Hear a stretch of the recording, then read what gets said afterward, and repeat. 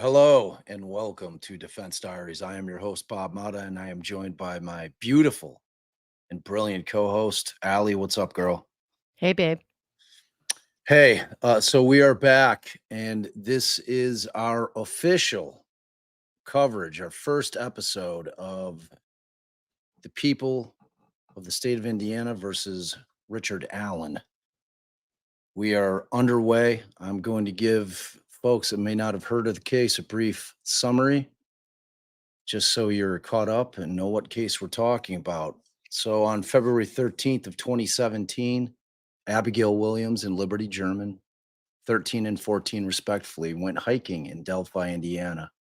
After a frantic search, when her father could not get a hold of them, the following day, their bodies were discovered near the Delphi Historic Trail. The community was devastated and a nationwide manhunt began for the perp.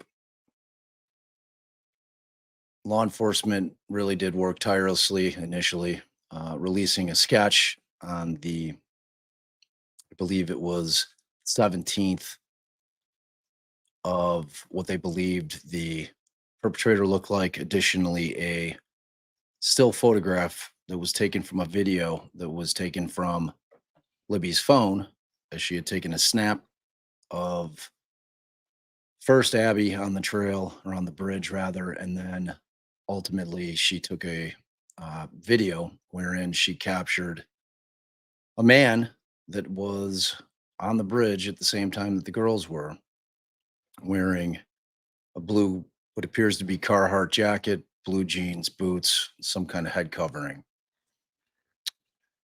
Shortly after the video was released, at that point, the short audio clip was released of this eerie voice saying down the hill. Those were released out to the public in mass. Once that happened, it created national attention on the case, and the case took off from there in terms of the investigation. However, the case ends up going cold for 5 years. They had multiple suspects that they looked at, including Ron Logan, whose property the girls were discovered on the 14th of February. A gentleman named Kagan Klein. Both of them were ultimately cleared, and the search continued. And that led up until October of 2022, wherein a man named Richard Allen, the current defendant in the case, was arrested. After that, the original judge recused himself, Judge Diener, from the case. Mysteriously, a special judge, Judge Francis Gull, was appointed out of Allen County. She then appointed two public defenders to Richard Allen, who originally had thought that he might have enough money to hire his own attorney. He quickly found out he did not, and he was not granted bail. So there was going to be little to no money coming in other than what his wife, Kathy, could earn. So he asked the court to find him indigent, which the court did, and two public defenders who were in private practice but are available as public defenders were appointed, and that was Andrew Baldwin and Bradley Rosie. Uh, Shortly thereafter, the prosecutor, Nick McClelland, made a press conference after the arrest, and the case was started in earnest. It has been a very tumultuous case procedurally as we've progressed through it over the last couple of years. We're coming up on the 2-year anniversary in days, actually. And if you've been following our coverage, I've been attending all the hearings for the last 2 years. I have really been boots on the ground in this case, and I intend on being at every day of the trial to report back to you every single day exactly what happened in that courtroom, complete with my observations, with details of what the witnesses testified to, the cross examinations. It'll be excellent coverage. And fortunately, we'll have the big brains over there to evaluate what I'm telling you guys, because she'll be hearing it at the same time that you will. And let's roll into what's going on. So this trial has started. Yesterday was the first day of jury selection. Oh, go ahead. So I just thought I'd add to what you provided that sometime after that initial sketch you spoke about was released to the public, they released a completely different sketch of a completely different person. And at that time, during a press release, the prosecutor's office was asserting that the investigation has taken a new path and that was the person that they were now looking for. It was clear these were two different individuals that looked very different, completely different. Neither of which, and most assuredly not the second sketch, didn't look like Richard Allen. Also, what I think is important to add to the background that Bob's given thus far is that Richard Allen has no history, no criminal history, no sort of background or people coming out of the woodwork saying that he has behaved unusually, he's been aggressive towards women.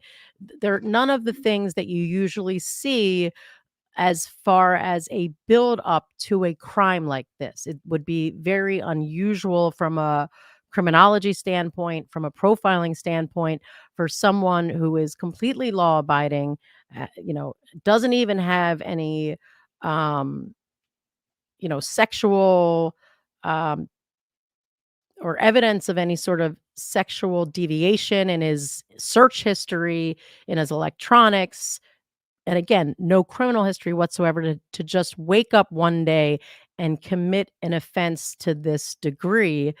And then just the other thing would be the unusual nature of the crime scene itself.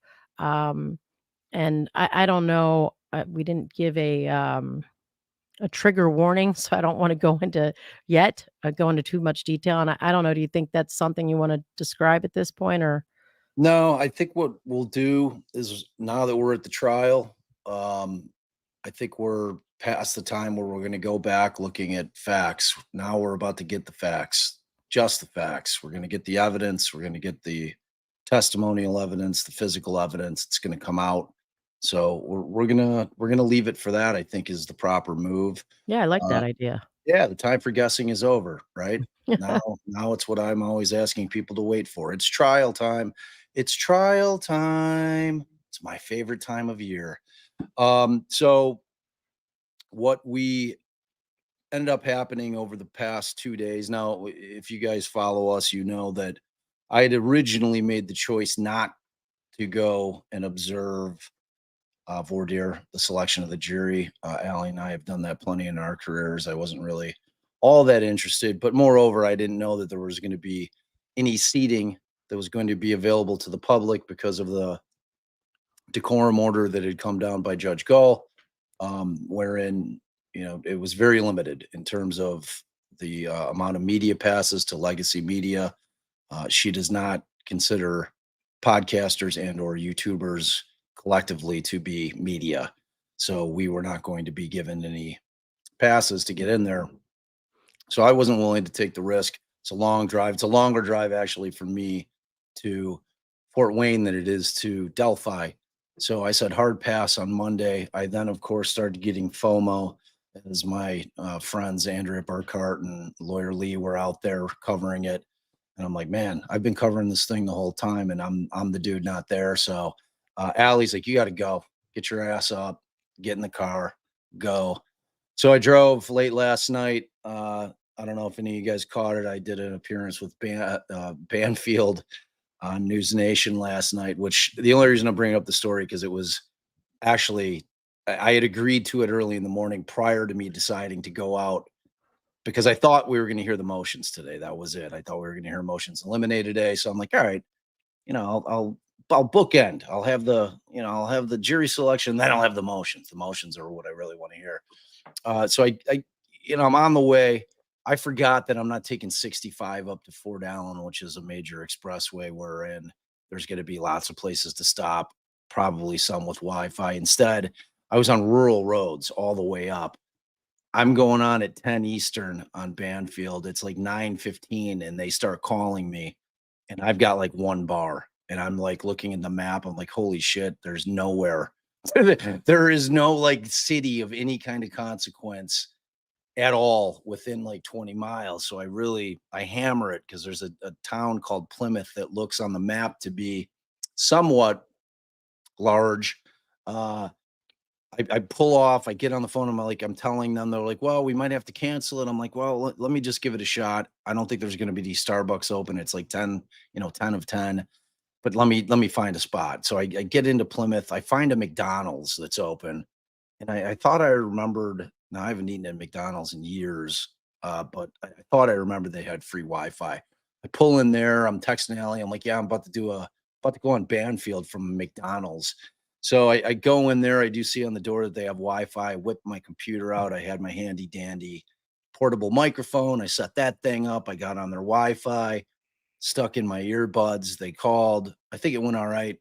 Um, and so that was like the start of my evening. I finally make it down to uh, Fort Wayne, and uh, Lana of Truth and Consequence or Truth and Transparency had graciously allowed me to crash at her place. She was in the middle of a live when I got there. I think they had all been consuming some alcoholic beverages by that point. So I was just hungry. As you guys know, I get hungry. So And hangry. and hangry. I can get hangry. I decided that I wanted to find some food. So we went, found a kind of a speakeasy that like is a pop up that turns into like a Halloween type bar. At any rate, we eat, we get back. I end up not falling asleep till like 2:30 in the morning, and it was like on a pull out, and it wasn't a great night's sleep. So I got 3 hours of sleep. I overslept a little bit, wake up at 7. I wasn't panicked because typically first day there's a ton of people, second day not quite as many. I got lucky because Barb McDonald, my dear friend from Court TV, one of their senior writers, is like, I got you. She's like, you can have I got a pass today, a media pass. She's like, I put my bag in line. You can take my bag. That'll be your spot. So I got over there. People started like throwing, all kinds of Larry David, Seidler type, insults at me. Oh, that's what he does. Just jumps in line. So I'm like, nah, no. Barb was out there though. She's like, no, no, we had an agreement. He's good. So I got in there. So we're at day 2. If you guys watched Andrea last night, you guys probably know. Going into the day, we thought that we had 14 jurors selected, 13 or 14. Wasn't really clear. So we get in there. Judge Gull starts right on time, right at 9 o'clock. They bring in, fill up the entire left side of the gallery and 12 in the box. And we're the 25 seats that they have for us on the right side are filled. So it's all the press, podcasters, YouTube, concerned citizens, trial watchers, but it's not many seats, and it's packed. So it's a packed courtroom, and the first thing that happens is we find out that 3 of the jurors, and going into day 2, it was a 10-6 count. 10 women, 6 men had been selected to serve. By the time we start picking the jury on day 2, 3 of them had issues pop up. So we were back down to 11, which meant that we had to pick 1 for the actual jury and then 4 alternates. First panel gets called up, Judge Gull. And if you guys have never gone to voir dire, it's really a fascinating process. And I think you'd agree, Ali, it's probably the most critical phase of the trial. That sounds strange because of all the evidence coming in and all that stuff, but those 12 people that you pick hold the fate of the defendant in their hands. So trying to discern who these people are in such a short period of time with such a relatively small amount of information that you're able to gather from them is exceptionally challenging. Yes? Yeah, I would definitely agree. And it was so unusual. I've never even heard of and I know it wasn't today, but for those of our listeners who are first hearing about this now, yesterday, the first day of voir dire, of selecting a jury, they allowed, at the defense request, mini openings. And I don't know, so I got myself sidetracked now, so first let me just say, yes, it's so important, picking a jury and the questions that you ask and, like, laying those seeds, at the beginning of, like, how jurors should act and, stand firm in your convictions and don't let anyone, push you around and kinda introducing them to different things. But from what I've heard about the jury selection in this case, it's gone well beyond what we're allowed to do, at least here in Illinois. And I'd love for you to tell us what you do know, if you know, because you might have gotten some of that secondhand about that mini opening. Unless I'm taking you out of the order that you wanted to present this. No, you're actually that was a perfect lead in because I was fortunate and they did their mini openings again. Ooh. So, yeah. So, that's what happens. First, Judge Gull goes through with the jury kind of the housekeeping, explaining to them what the charges are. There's four counts total. We got the two felony murders and the two straight up murder counts. Uh, it gives a very brief description of what happened. Reads through what has to be proven by the prosecution beyond a reasonable doubt in order to secure a conviction in this case, wherein obviously it lays out that both Abigail and Liberty were killed, and um, then she kind of gets into some of the mechanics that you typically hear a judge ask. I'm going to go through the witnesses in the case. We want you guys to listen, including you in the gallery, because the way they had it set up, like I said, it's 12 in the box, and then all the rest of them are in the gallery.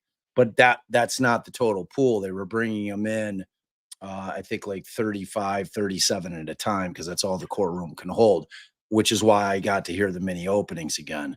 Oh, it's a So, whole different group whole of different jurors. I group. forgot about that. Yep. Alright. So, she kind of goes through all of her rigmarole, explains to the jurors that, look, you're going to be sequestered, which means that you are going to be stuck in a hotel away from your family for a month, short of which means you are not going home on weekends. We are going to have Sunday family days wherein either your family can come visit under the watchful eye of the bailiff, or you can text or call under the watchful eye of the bailiff. Wait, only Sundays they get to call home? Only Sundays. Wow. This is Do you know if many of them had young children? Yeah, quite a few of them did, which and that's one of the things she asks preliminarily. She'll say, okay, well, does anybody have any hardships that I need to know about that you'd like to tell us about? Several mothers with young children. We had several other jurors, potential jurors that had elderly family that they were caring for, and they were the only option. We had several jurors that had that were in either solo practice or solo business owners, self-employed, and they were their own bosses. And they're like, "This will destroy me. It'll destroy my business. If I'm gone for a month, there's no one else." Because Judge Gull will always ask the questions. Well, is there anybody? Can you make arrangements? And could you find somebody to watch the kids for you? Is there somebody that could step in your stead at your job or at your business and help you out? And they'll say, well, probably not. We had a pilot who had gone through a tremendous amount of red tape in order to get a visa because he had a charter that he was flying to Saudi Arabia that was leaving in 5 days. We had a senior who didn't know that there's an exemption in Indiana. If you're 75 years old, you can say, I'm exempt. I don't want to be on the jury. So we had a lot of those things come up. And can I ask, in those situations with just the preliminaries, does she excuse the ones that she says, "Alright, this is a hardship for you," right there? No, which is Mm, interesting. So like she makes them sit through it. So wow. yeah, So, like just so so people out there know, the way we do it in Illinois is the judge will ask those preliminary questions to the whole veneer, they call it, the whole group, um, And if the judge finds that that person's hardship, you know, is strong enough, they'll release them right then and there. And I don't know, you'll have to tell me, is this something like she didn't wanna open the floodgates and people to see, okay, it worked for him, it worked for him, it worked for him, or does that seem like that's just the way they do jury selection in Indiana? I have a tendency to think that you're correct. I think that she didn't want to allow for that thought to enter the minds of the jurors thinking, "Oh, well, I just need to come up with some kind of excuse and I'm going to be off this trial."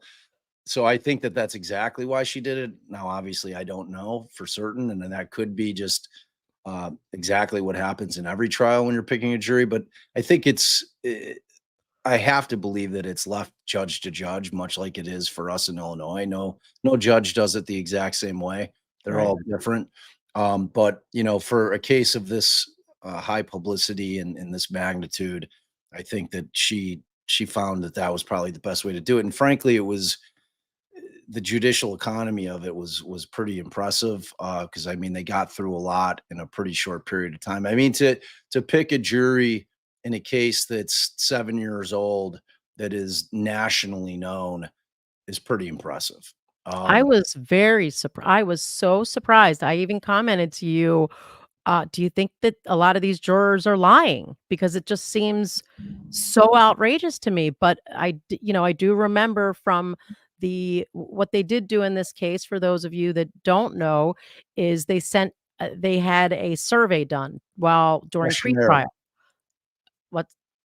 juror questionnaire. No, I'm talking about the survey that they did. Oh yeah.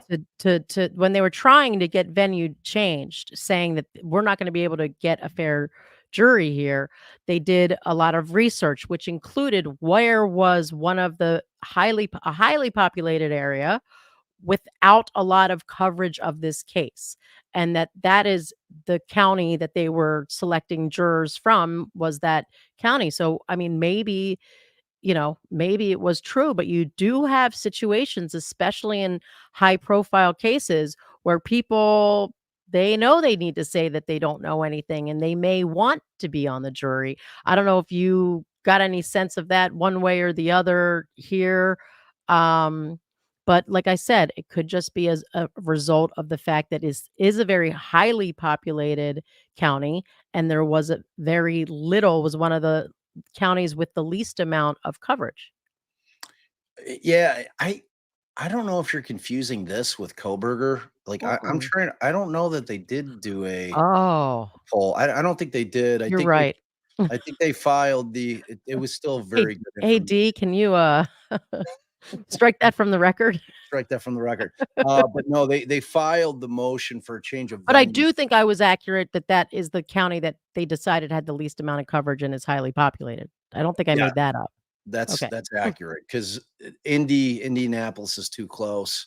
Because Fort Wayne is probably the second biggest. Don't quote me on that, but I think that it is second biggest city in Indiana, and it's a large town. I mean, it's not the size of Indianapolis, but it's a fairly large town, and it's 100 miles away from Delphi. The interesting thing about the choice of Allen County is that that happens to be the very place where Judge Gull sits on the bench is Allen County. So it was her county, which I thought was strange. Like I didn't love that.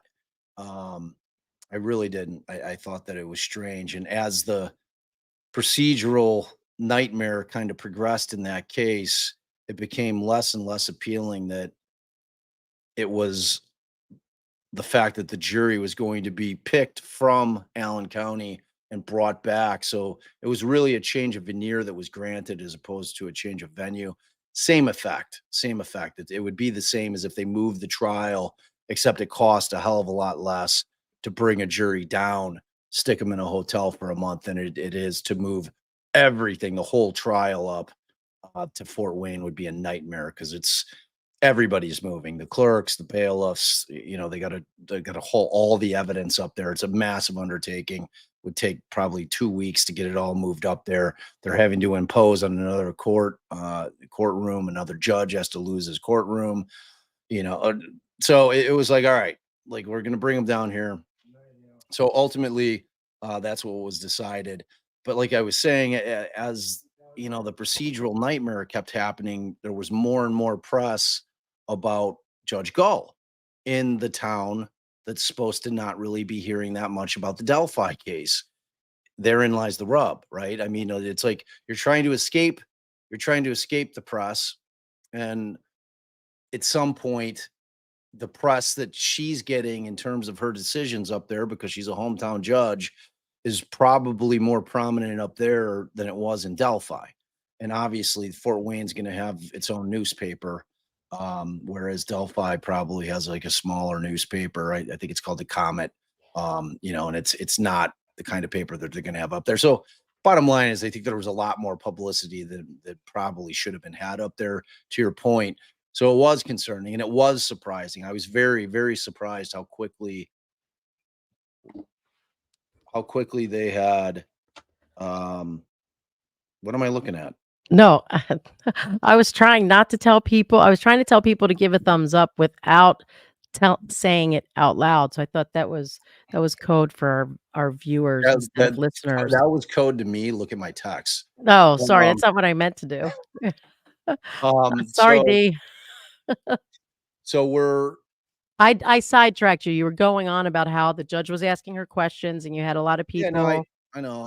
I made the point, you know. So Yeah, like I was very, very surprised how quickly they picked the first 14. Like one day was blew my mind when we tried Garcia, which I know I always bring up, but the two cases in terms of pretrial publicity and pretrial nightmare are very similar. And it took us 10 days, 2 weeks to pick a jury because we had to individually or dire every single potential juror. It took forever and it was and in heated. that situation, you guys did that in chambers, right? A lot of the Did questioning them took place all in chambers, outside, all of them, all of them. all of them. And they Every do that, just so you know, because you can't be asking jurors all these very open questions about what are your opinions of the case and do what do you firmly believe, and then expose all the other jurors to the opinions formed by the people you're about to boot off. So that's why they did that why they've taken that approach in other cases. My understanding here, at least from what I heard they did on day one, was a judge didn't ask. She was very clear to say, don't tell me what your opinion is. I just want to know if you've formed one, and if you're, if you're open, or if your opinion has been formed and it can't be swayed.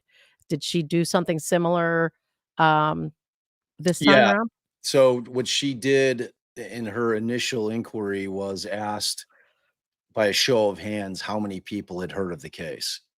And then so the people raised their hands, said, okay, of those that have heard of the case, how many have formed an opinion by a show of hands? And then they raised their hands. So what was the She didn't ratio? inquire anymore.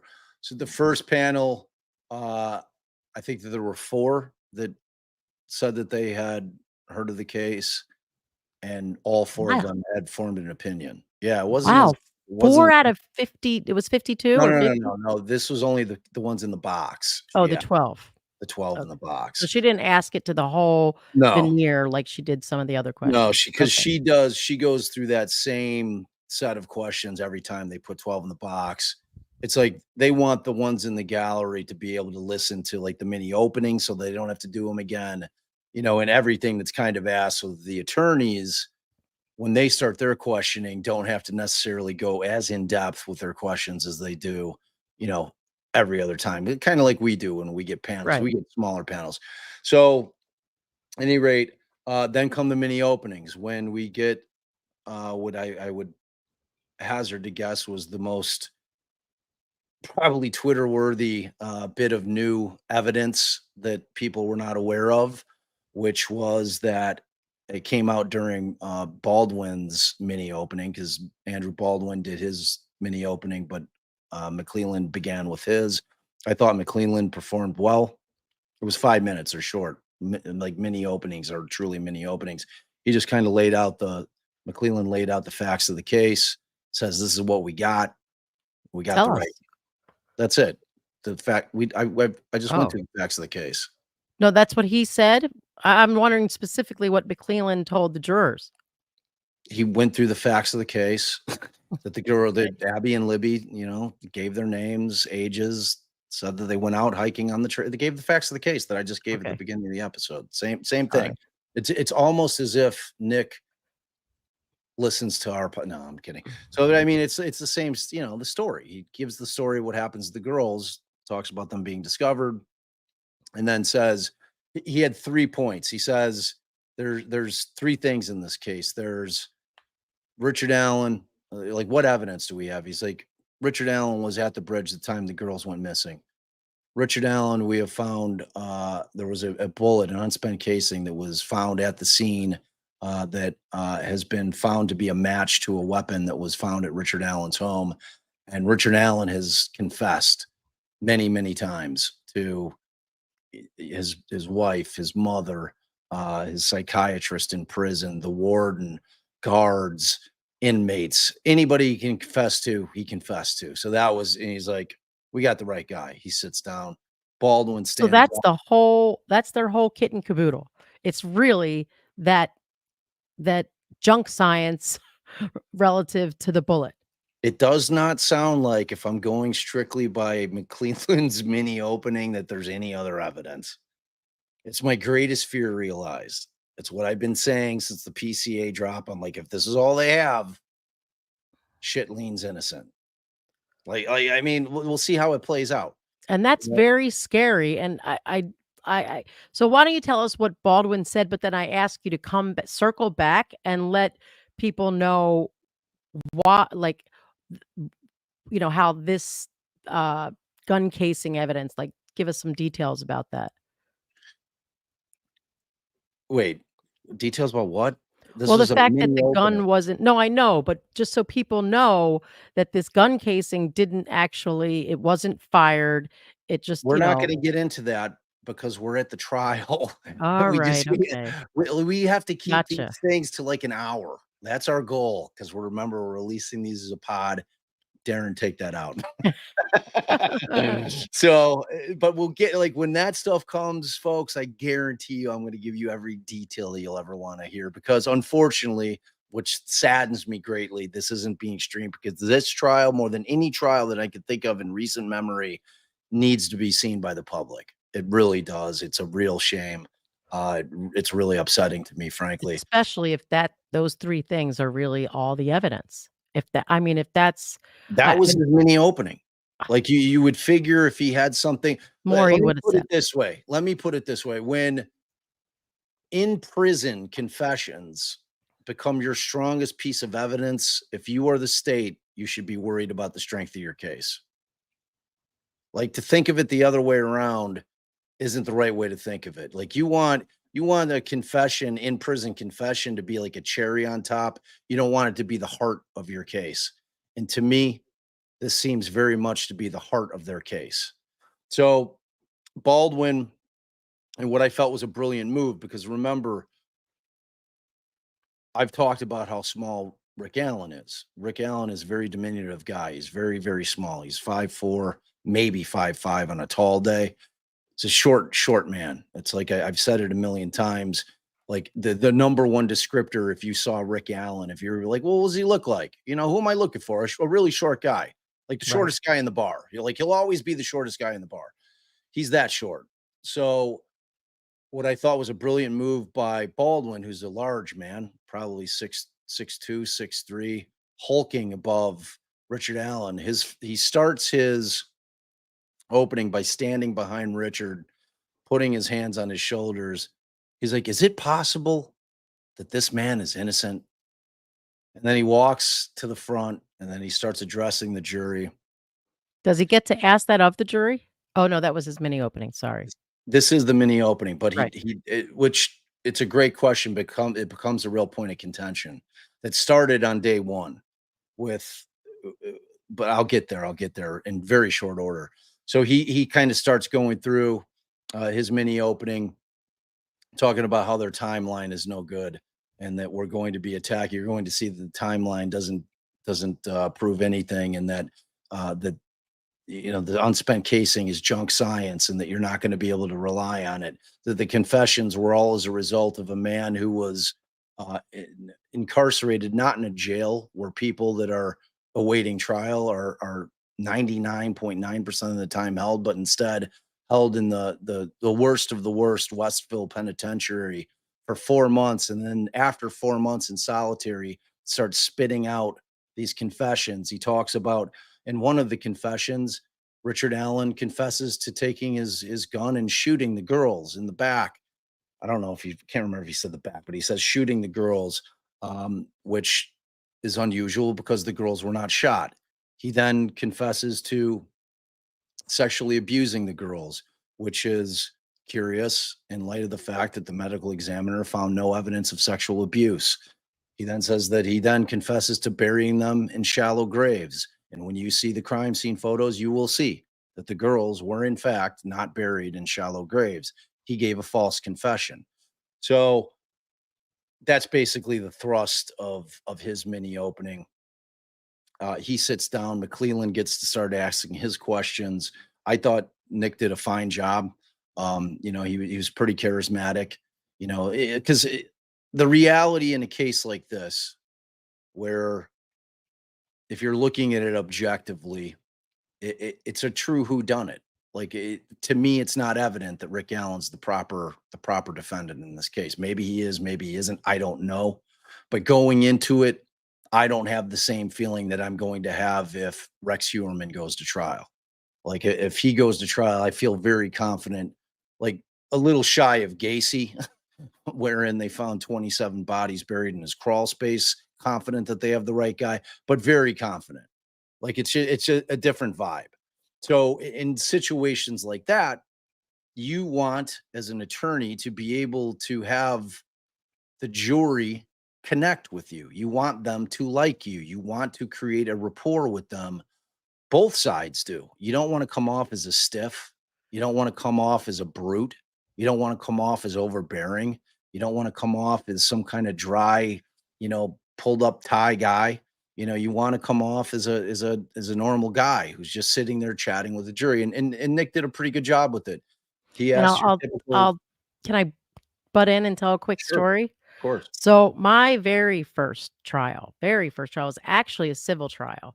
Um, and I was a very new lawyer, and I called Bob Senior, who, for those of you who don't know, is Bob's dad, is an amazing lawyer. And he tells me that, this is what I'm supposed to do at an opening. I was like, oh my God, what do I do? What's supposed to happen during an opening? I'm sorry, during voir dire, when you're, jury selection. So he's like, okay, so you want to start, get conversational, and you're doing great if you can get the jury laughing. And he's, so like I do like all those things, and I like get the jury laughing. And then I forget what caused us to go in chambers. I think that actually that the defendant's counsel was making a settlement offer, trying one more time before we actually proceeded with the trial. And the judge said she had never seen an opening a jury voir dire conducted like that in her entire life. I was so proud of myself. I'm like, I did everything that he said. But now that with all the years experience that I have, that is exactly what you're supposed to do. You do what, like you say, you want to get a rapport. And Right. like, if you can obviously it wasn't like Comedy Central, like they're hysterical over there, but there were some light moments where, with some levity. And when you can build that in and they can get a sense of you, that's great. And it's as much a part of the jury selection process as is selecting the jury, to a certain extent, as far as getting a rapport with them, and the jurors getting to see kind of who you are, and relating to them. Yeah, 100, like, absolutely. I mean, it's critical, especially in a month-long trial. I mean, you are seeing these people every day. All you're doing is listening to them talk if you're the jury, and you do not, as the attorney, want to have jurors hating you. Like every time this guy opens his mouth, I want to vomit in my mouth. You don't want that. You want them to like you. You want them to think that you're personable. You want them to trust you ultimately, because remember, at the end of the day, in a case like this, and frankly, in every case where I tell our viewers and our listeners over and over and over, these are two theories, or in this case, it used to be two theories. Now it seems like it's going to be one theory and then defense. But the state was not there. Nick McClellan was not there. Jerry Holman, Tony Liggett, those guys were not there when the crime was committed. So what they've done is they've looked at the evidence and they've formulated a theory on what they think happened, and what they think that the evidence shows. And hopefully they're able to prove it in their minds, like that, beyond a reasonable doubt. Whether that's going to be the case, we're finally here. We're going to find out. But I was just kidding. There was one other thing that Baldwin brought up, which was the little piece of evidence that we hadn't heard about prior to, and Wow. it was in his mini opening, and he talked about a strand of hair that was found in Abby's hand. So not laying on her hand, but in her hand, Wow. which was tested, and Rick Allen was not a match. What did he use the word excluded or not a match? Excluded. It's excluded. Excluded. It's not Rick Allen's hair. So it was like, so the courtroom was a buzz. Everyone's like, oh my God, but like, whose hair is it? Like, who did it match? So we don't get the end part of it. So it leaves your mind racing. It leaves Do you potential think they jurors. might know that the defense might know? Like, if the defense Well, knew who that person was, I think we would have heard about it on the third party. There was a portion pretrial where the prosecution was moved to bar the defense from raising these third party culprits. So I would assume if they had that, like, know who the hair belongs to, we would have heard about that as a connection in the third party culprit hearings. for sure. For sure. So but it gets interesting. So after the mini, I think actually before the mini openings, both sides, McClellan went through his witness list. I'm sitting there trying to write all the names down frantically. I resort to writing initials. I think it was about somewhere between 55 and 60 names that McClellan gives in terms of witnesses that they'll be calling. Rosie then goes through their list. I estimate that to be about 150. Okay. Now, Wow. one of the names that's really interesting for you and I, because we have personal knowledge of who this person is Carl Reich, who is All our right. DNA expert, and Garcia, who we both really respect. I think he's one of the best DNA experts in the country. The way that the man can break down DNA for an idiot like me to be able to understand what DNA is was phenomenal. Like that's what made him brilliant. Not so much that he just has a complete handle on the science, but that he can break it down in a way that's palatable for jurors. So And I I found know that him to be firm in he's not gonna waver in his opinion of the DNA, because we had a situation in that case where another expert had given me an opinion that later, Carl Reich was like, "Well, I don't agree with that opinion." So he's a man of, he's like you said, he's very smart. He's, uh, he's great at his expertise, and he's a man of conviction. So not a hired gun, as they say. right, exactly. Yeah, he's not gonna alter his opinion because he's a paid expert. His opinion's his opinion. And that comes across. He's a very credible witness, and he's obviously highly skilled and highly educated. He's very experienced at what he does. All right, so McClellan starts with his questions, and at this point in the box, we've got one, two, three, four, five, six. So six females, six males in the box. Remember, we have 11 of the actual jury seated at this point. Can I So ask real quick, what was the diversity? Did very she have any little. people of color? Very, very little. I saw one black woman come out who was not in the box. It was all white folk in the gallery with the remaining veneer. There was one black woman, I think maybe a Hispanic, maybe a person of Asian descent, maybe a couple of people of Indian descent. It was hard to tell, but it was not a very diverse jury pool at all. Um, and as far as I know, there were no people of color that were seated at all. Which, I mean, Delphi, there's not many people of color there, so I mean, technically, it probably is a jury of their peers. Um, so McClelland starts in. He kind of first goes over the concept of reasonable doubt, explains it to him. This was a real bone of contention. This was a bone of contention wherein it's pretty rare to get objections during voir dire.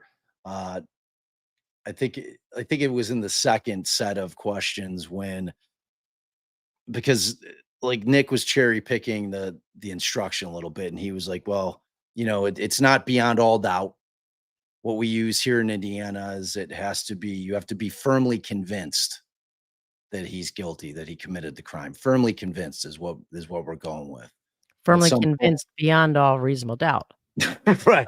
Well, he's just like firmly convinced. He just kept using that term over and over. It pissed Andy off. Andy finally objected. He's like, "Look, he's cherry Misstating the law. picking the statute."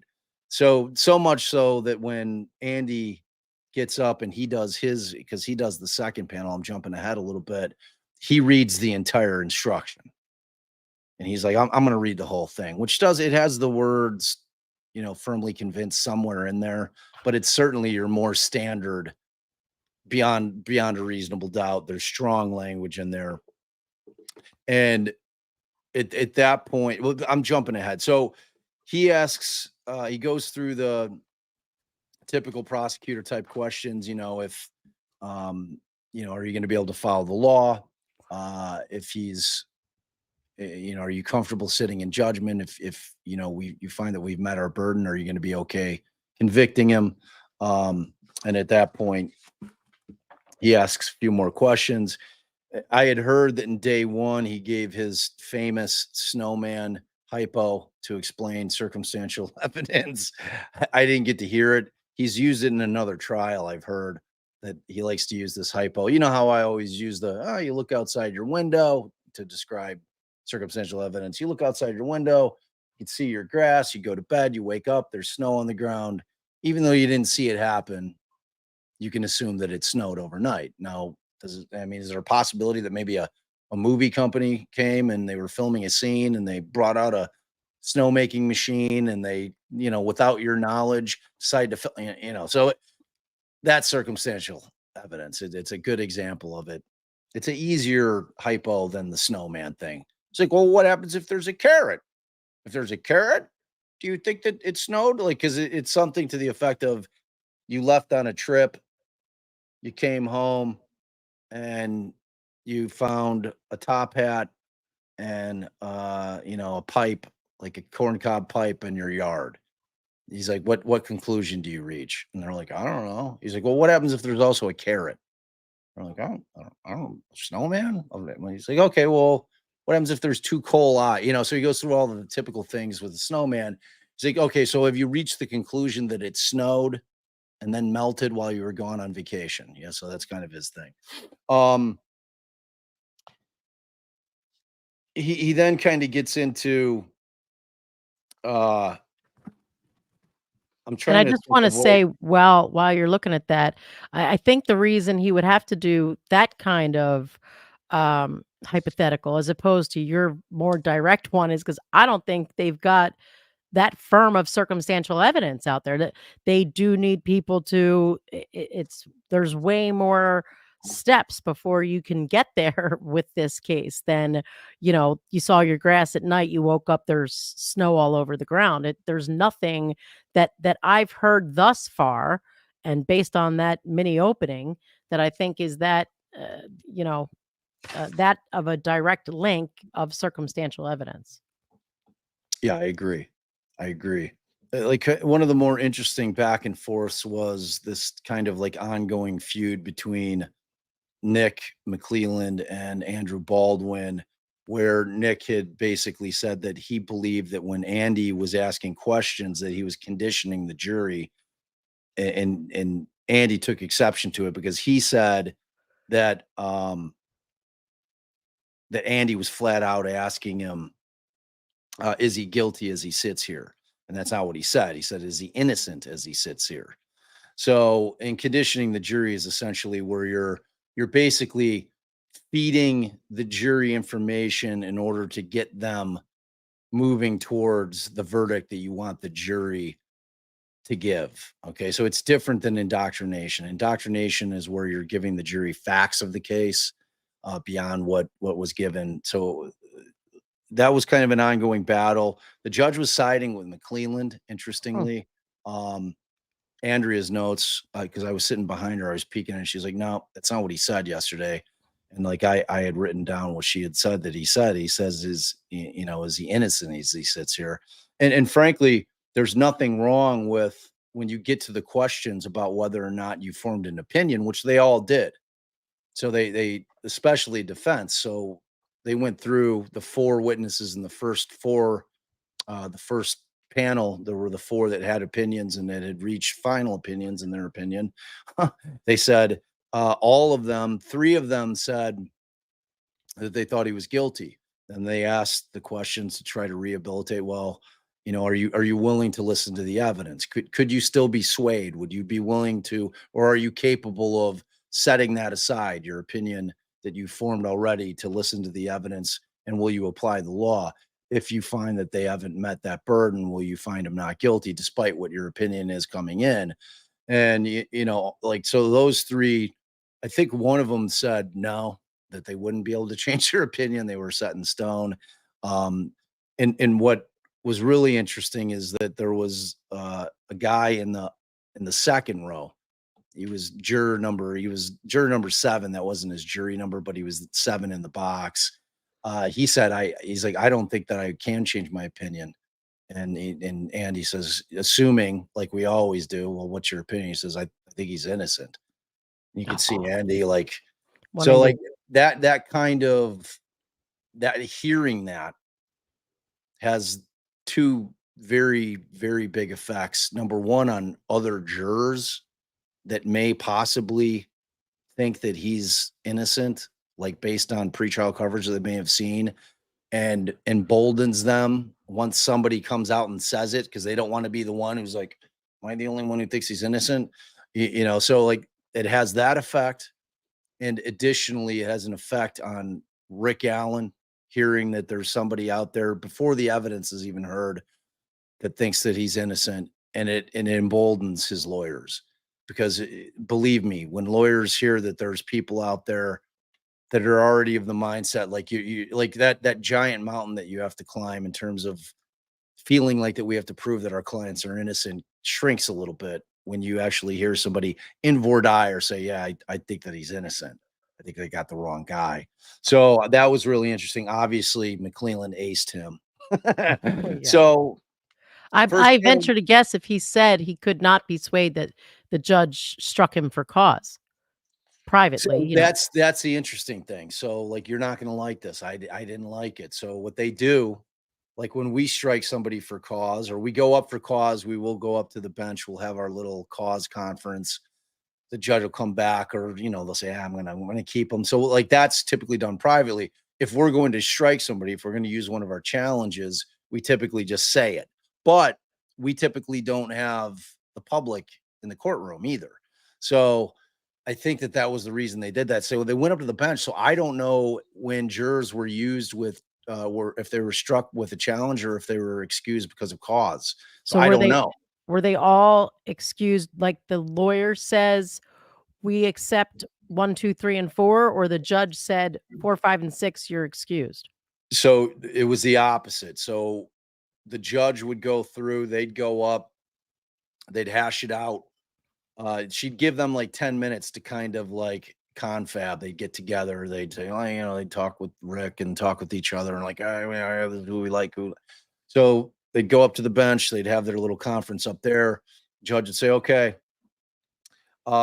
juror, and going by their seat, juror number, and number one, you've been accepted and you're seated in the jury. Juror number 5, you're accepted and seated in the jury. Juror number 9, you're accepted and seated in the jury, and then juror number 12. So in that first one, 4 came in. 4 jurors came in on the first one. Guys, Yep. girls? It was 1, 2, 3 female, 1 male. So this is at the end of the day, we're talking about an 11. It was 11-16 was the final count. As we were leaving, it sounds like it got pared back down to 16. So they were not clear. Like, people were asking via Twitter. I think Sleuthy was asking, so what is we don't know yet. Like, we do not know what the makeup is because of the jurors that were lost and like who's moving in, who got shifted out.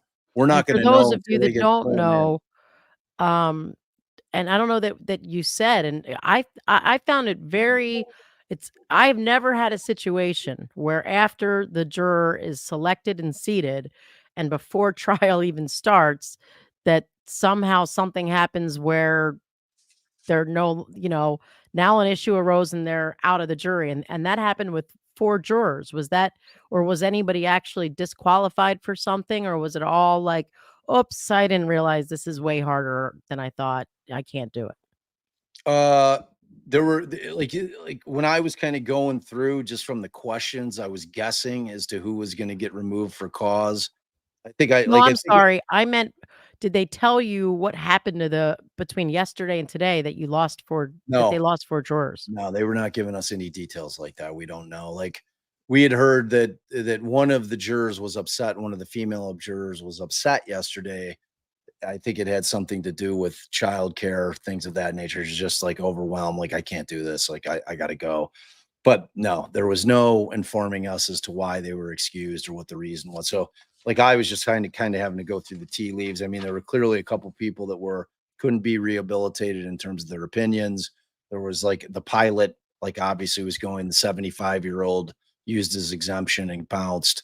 There was a couple that there's no way that either were going to pick. There was like a looked to be relatively young woman who was in the middle of a high risk pregnancy. She was very nervous about being there, so you knew they weren't going to take her.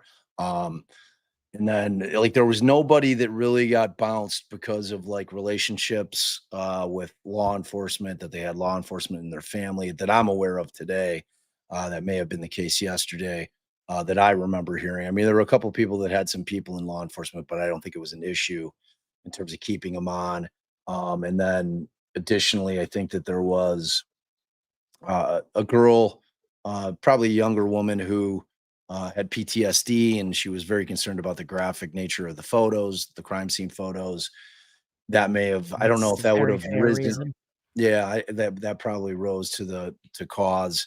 Um, so yeah, ultimately, first panel we get 4. Second panel we go through the whole process again. So it's like an hour and a half process because each lawyer gets 30 minutes to voir dire, and then they make their choices. And in the second panel, we only get 1. So and then Judge Gull calls for lunch. She didn't have a lunch yesterday. She ran all the way through. She's like, yeah, I'm not doing that again. Like, I was like, that was like, I was hungry. So, so we have the break. I end up skipping the third panel and then coming in thinking I'm going to just hear the motions, because we were set to hear motions coming into the day. There were the pending motions that I knew of were the jury view, like the field trip out to the bridge and the trails. There was the motion where the state is trying to keep out Tobin, their expert, their metallurgy guy. There's also The defense expert. the defense expert, and there's another motion, a small motion that won't take long to argue, that wherein they're trying to keep witnesses in there, like they want their cops to be able to sit in there. And I think the defense wanted one of the guys that works as an investigator and or right hand man that is testifying. I think it's that young Max that works at Rosie's office. They wanted to keep him in.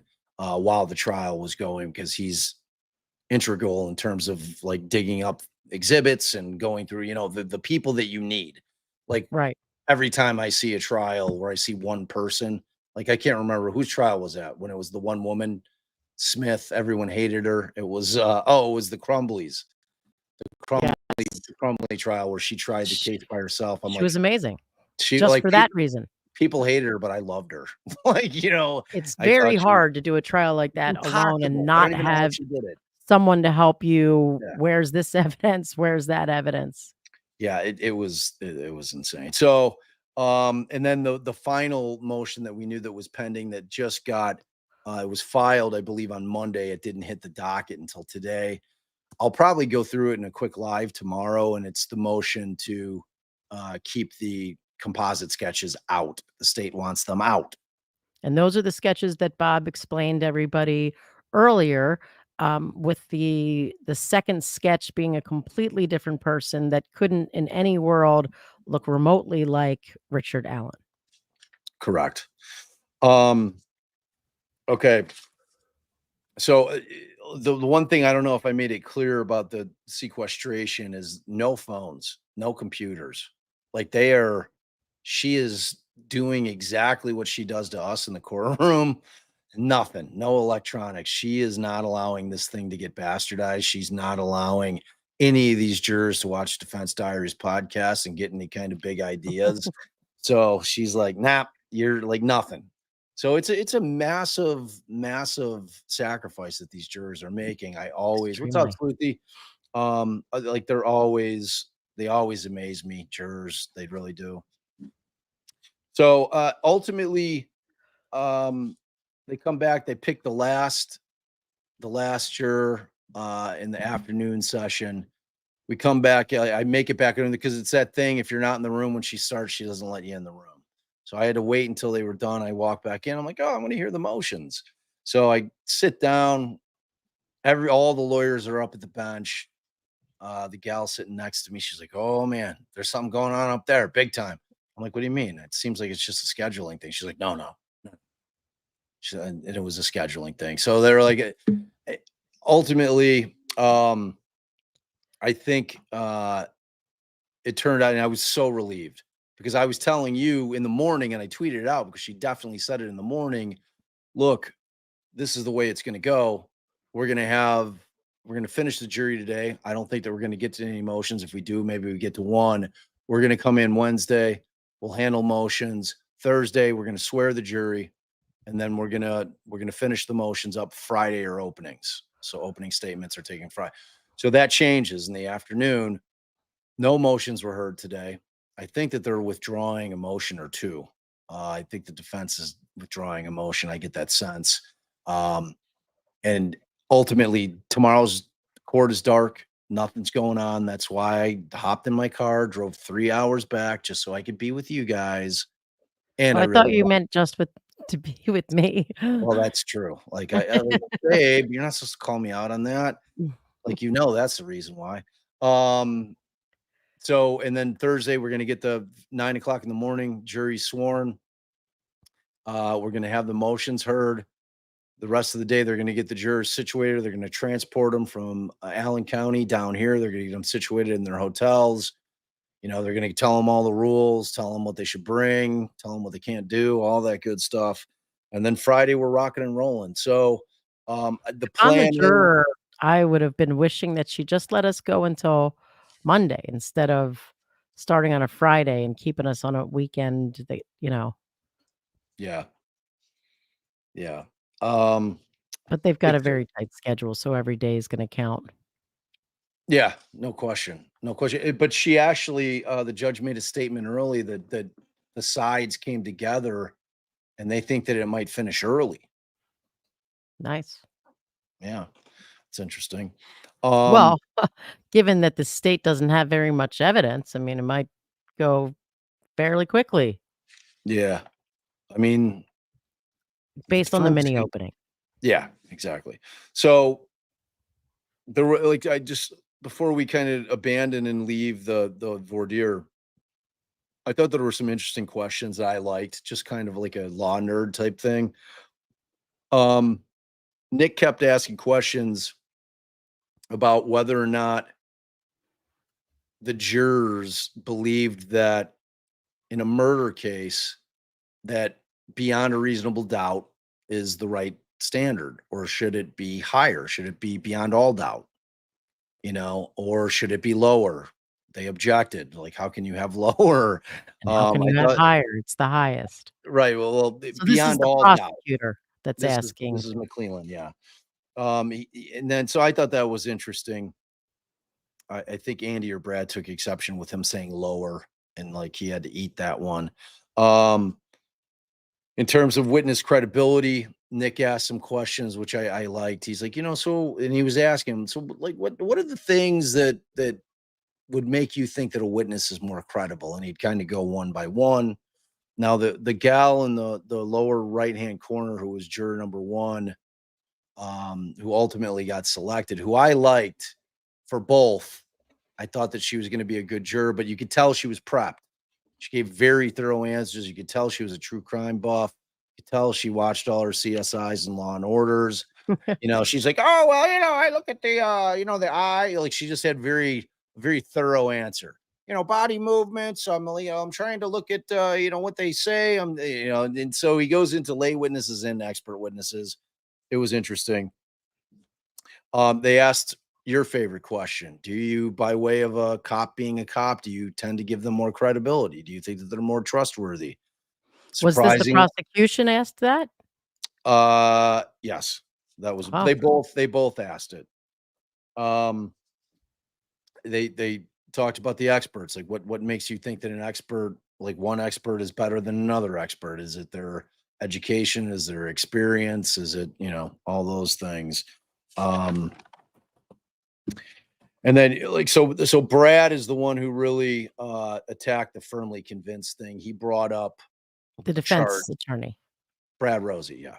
So he brought up the chart with all the standards. All right. So it was obviously reasonable suspicion. He's like, that's the lower standard. That's what they use in traffic cases.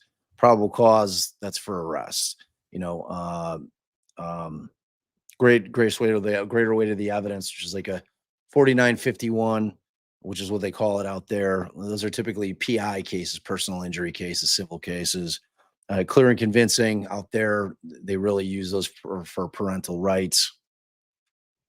And then, of course, beyond a reasonable doubt is the highest standard. I thought Brad asked an excellent question, wherein he's talking about like kind of trying to give just how high beyond a reasonable doubt is. I thought it was an excellent example. He said, okay, so in a clear and convincing, which is just below beyond a reasonable doubt, in a parental rights battle, you can lose your parental rights to your child.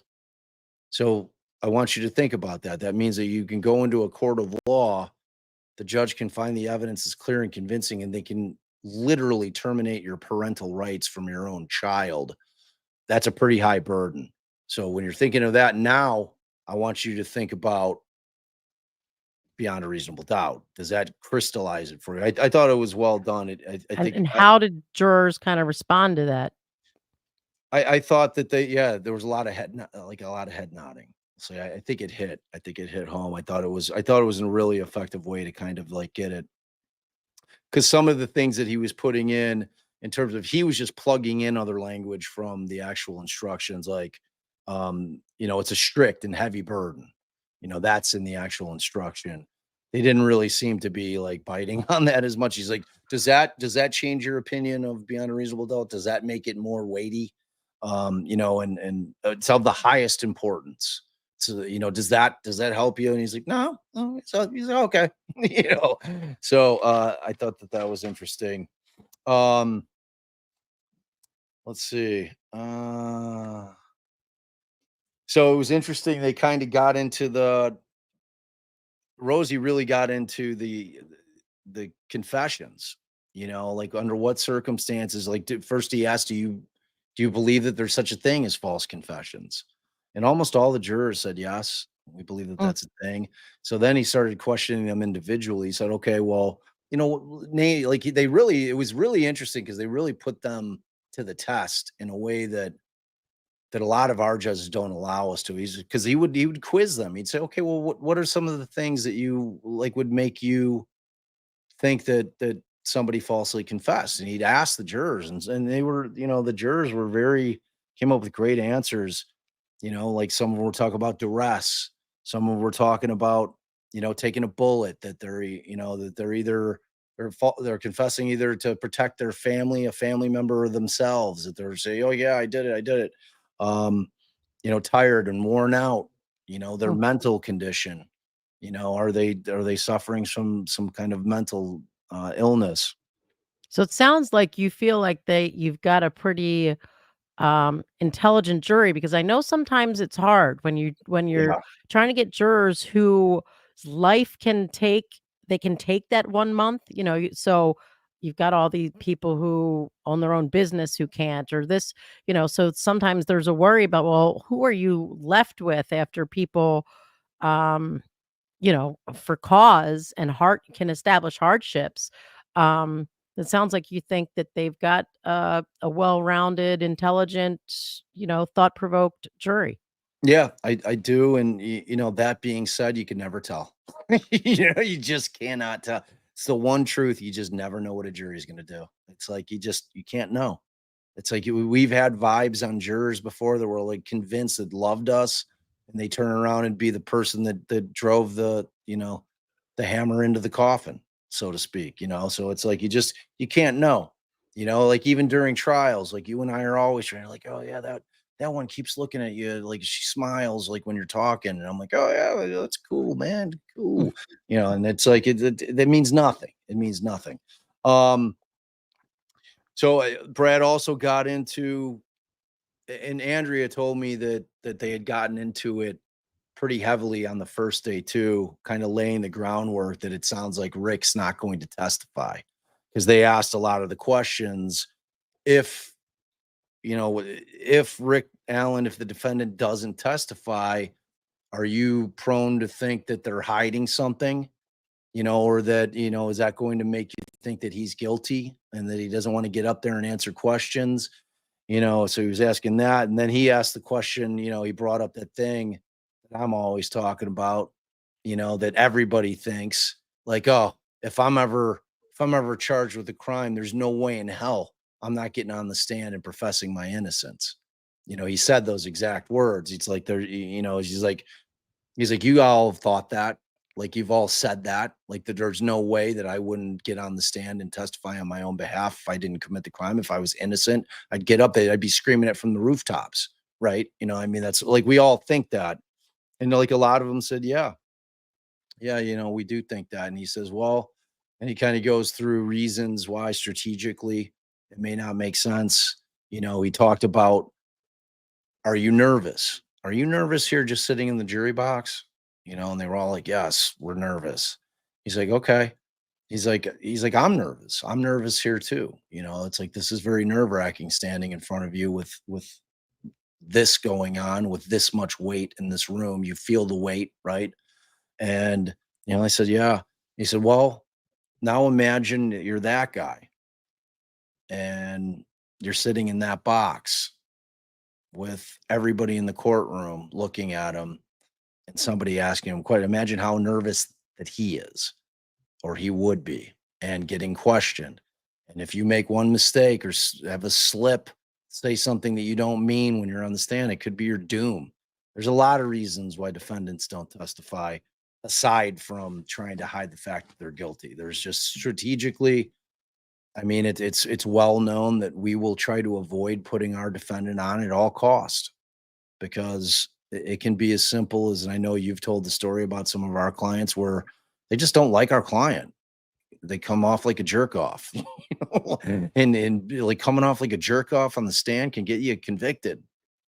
Right. That's So did facts. jurors seem to come around to that? Because we've had situations, because I'm always really pushing people to be honest. I'm like, all right, but in your heart of hearts, if you don't hear from the defendant, are you kind of going to still think, well, he probably did it? Like you're going to hold it against him a little, like in your heart of hearts, He asked, because you really Andy want the. asked that exact question. No. exactly like that. Like, exactly. Like, their styles are very interesting. It's like you and I are similar. We're both hard on our sleeves, we kinda lay it out there, kinda. Andy is very much hard on his sleeve, little folksier, really likable. Like, I think his approach with the jurors is really effective. I think that they're gonna like him. I think that Gull's gonna like it. Gull has a thing with Baldwin that she doesn't have with Rosie. She definitely doesn't have it with McClellan. She cannot stand Andy. I don't know why it is. Like, he just rubs her the wrong way. And it's like she just kind of sneers at him a little bit. Like, she doesn't find him cute. She doesn't find him amusing when he's trying, like she just like and that can play against the state if she's not careful with kind of like facially showing her disdain for him. And we know that there's reasons in her mind. The guy's, the reason that there were pictures of the crime scene were out in the world. It's like in her, there's no change in her mind on that. I mean, it is what it is. But in terms of kind of poker face, if I were McClelland, I might be going up to Gull and being like, "Yo, like, I get that you don't like Andy, but like, like, don't make it so that the jury starts thinking that you're picking on him." I mean, I had Um, to tell a judge that once. Obviously, the jury wasn't in the room at the time. Didn't go over well, but I'm she go- was I mean, I'm like, "Wha you're you can't do that in front of the jury." no, yeah, 100%. Um, so this is an interesting point that T brings up in terms of Nick handled everything. Nick handled all of the juries, like all the voir dire. He didn't let Co-counsel didn't do anything? Luttrell do it and didn't let Diener do any of it, which I think is a huge tactical error for exactly what I was saying in the beginning of the live, which is you are trying to this is the best period of time in order for you to allow the jury to get to know who you are a little bit and vice versa. And when Nick decided to do all of them, I thought it was a huge mistake because now you've just got these two lawyers that sat at that table for 2 days and didn't say peep. So with Andy and Brad, they split it. And they're two very different personalities, both engaging in very different ways. But Brad can be really funny. He's charming. And whereas is Andy is folksy and he's charming in a different way. He's more of like the everyman. He's got like watching him. I felt like I was kind of watching myself. He really had like a nice rapport with the jurors, just very relaxed. It felt like they were just people like having a conversation you know, at a ball game or at a party, just kind of like, oh yeah, just like so I thought it was effective. I hope that they impaneled for both sides. I hope that they got a good jury in there.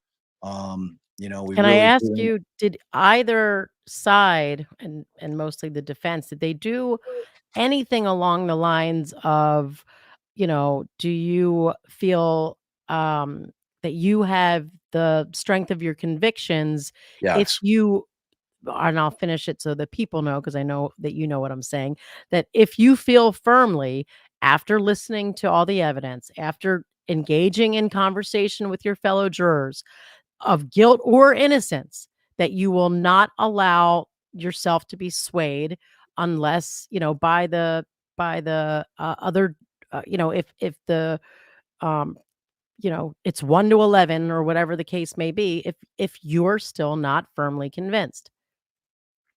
Absolutely. Yeah, they more the defense than Nick.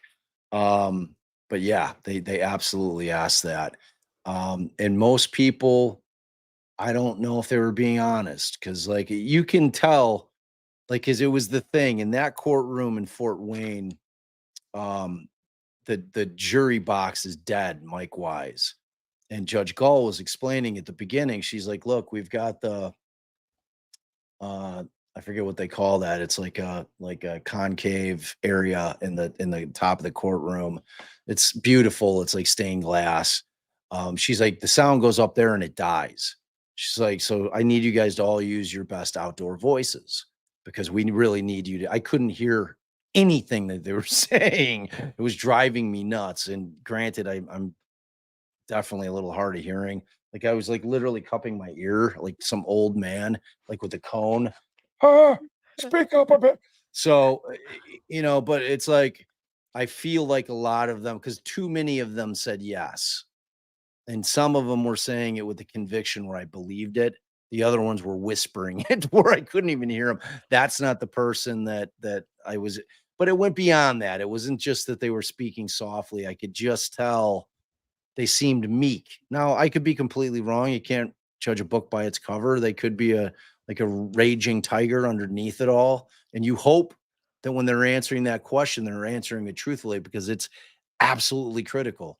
It's the most important thing back in that room. When you've got pressure, if it's 10-2, no matter which side, if that's your conviction, that's your conviction. You can't let the 10 other jurors bully you out of your conviction, what you believe. You stand your ground, no matter what it is, innocent or guilty.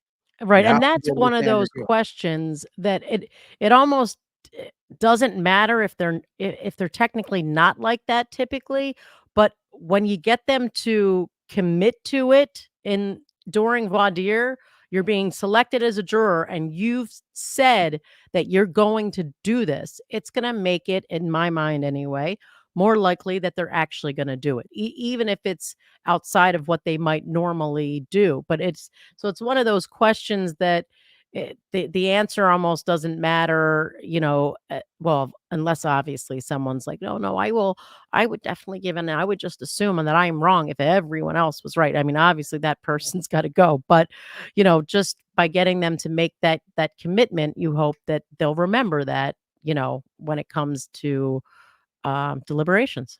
Yeah, 100%. Um, yeah, I mean, that's so true. And like they expounded on it a bit too. And it went so far as to, well, what happens if you see them not following the law? Okay, like, are you gonna be able to voice your concerns with the fact that one of your fellow jurors isn't following the law? And like most of them said yes. The last the last young man that they picked, who was kind of like he came off as kind of very soft spoken. Um, I thought that they were gonna pick him. He was the one that I liked the most. He was an alternate, but he was the one that I really thought that they would pick, and they did. And, because he answered right. He answered the questions properly. He said all that for both sides. It's like, again, like I'm not judging this on like they're all great defense because you have no idea. I got the sense that the ones that I saw them pick were all going to be trying to be truthful to their word, and they were going to come in with their eyes and ears open, willing to listen. If they have formed an opinion, they're willing to allow that to be swayed based on the evidence. And that's all you can ask for. You can only ask for the jurors to be honest when you're asking them the questions, because all you're doing is hurting the process when you're up there lying. And just like if you've formed an opinion, that's fine, but you can't sit on a jury if you're impossible to budge one way or another. Like if you're going to ignore the evidence because no one changes my mind on a goddamn thing, it's like you can't be that person and sit on a jury. Like you could be that person in the rest of the life that you live. You can't be that person in that room, in that box. So I, like you say, you never know. Like we'll find out when it's all said and done. Like, and obviously again, it's going to be a huge disadvantage to our beautiful humans that watch us and listen to us because they're not going to get to observe it personally. But I feel like we're doing a pretty thorough job, and you can be, rest assured that we'll be giving you the same type of coverage on a daily basis every day. I want to be exhausted on fumes, um, but fortunately, again, and I wanted to restate, um, that like out of the graciousness of one of our amazing subs that I have a home. I'm not going to be sleeping in a sleeping bag on the front lawn of the Carroll County Courthouse. Um, so that was just wonderful. And I had um I was really I was moved by that. Like because I was struggling to find a place, because I had waited You're muted. I was just saying, yeah, there was not a lot of space. I was searching as well. Sean says she won't let this case be bastardized. And he says she's already bastardized this case. All right, Can't so disagree with you there, my friend. all right, so now we've got a bit of a bombshell to give everyone, but before we get to it, we'll just take a minute and you've got, for example, Lady Law Sandra says, remind me of the questions that you found odd. So were there any you found odd before we move on out of voir I dire? I think the oddest question, quite frankly, was Nick's question about whether like kind of like gauging the importance of a murder charge as it being the worst crime of all, just like trying to get them to gauge where the burden should be. And when he asked, should it be lower? I'm like, lower? What are you talking about, dude? Like, so Well, I mean, I could see the talking about defense. conditioning the jurors. That's conditioning the jurors. Well, I mean, some people think it should be lower than beyond a reasonable doubt. No, like, and it's like they both said probably is not enough. Like if you're sitting there thinking he probably did it, it's not guilty. That's the rule. You can't come in with a guilty verdict with probably. It's just not how it works. So let's see. Are there any other good questions? Yeah, because this thing is a little interesting. I like typically we're gonna have these lives run about an hour 15, hour 20. But I'm gonna get it all in. I'm gonna go as long as I have to go. But today, this is a very interesting thing that came to my attention. That I feel you can give whatever weight you want to give it. Okay. I think it's newsworthy. It's public record. And I think that does it have any relevance to this case? I don't know. As far as I know, I think that ultimately there's been no evidence that the malfeasance that took place in this case that we're about to go through with you has taken place in this case. So I'm not suggesting that at all. However, in terms of the broad scope, in terms of being disconcerting, in terms of our public officials being in a position of trust and power, I think that this is worth us going through. And as you pull that up, I just want to thank TP Leatherworks for her comment and her super sticker. She says, "Can you please not present this through the defense attorney lens? Allie jumping in with the sketch off the jump worries me. Just want the facts, no opinions." And that is what we hope to provide. And I'll just say this: I think it is factual that the state then came out after that first sketch was released with a completely different sketch, and that sketch factually looked very different, and looked like a younger person. Now, I don't mean to say that that means it wasn't Richard Allen or that bridge guy wasn't involved. We've always said, this doesn't seem like the type of offense that maybe one person committed. The state did put out very early on, and even after, if and correct me if I'm wrong, Bob, but even after Richard Allen was arrested, that they were looking for other offenders and they kept the tip lines open. So it could just as well be that. So I didn't mean to put it out there as though it's proof of his innocence. I did say that I thought maybe neither sketch looked like him. So I guess that was some opinion there. So I'll take that back. no, And you don't I have to take anything appreciate. back. No, but I'm saying that part, TP's Leatherworks issue on that part of neither really looked like him.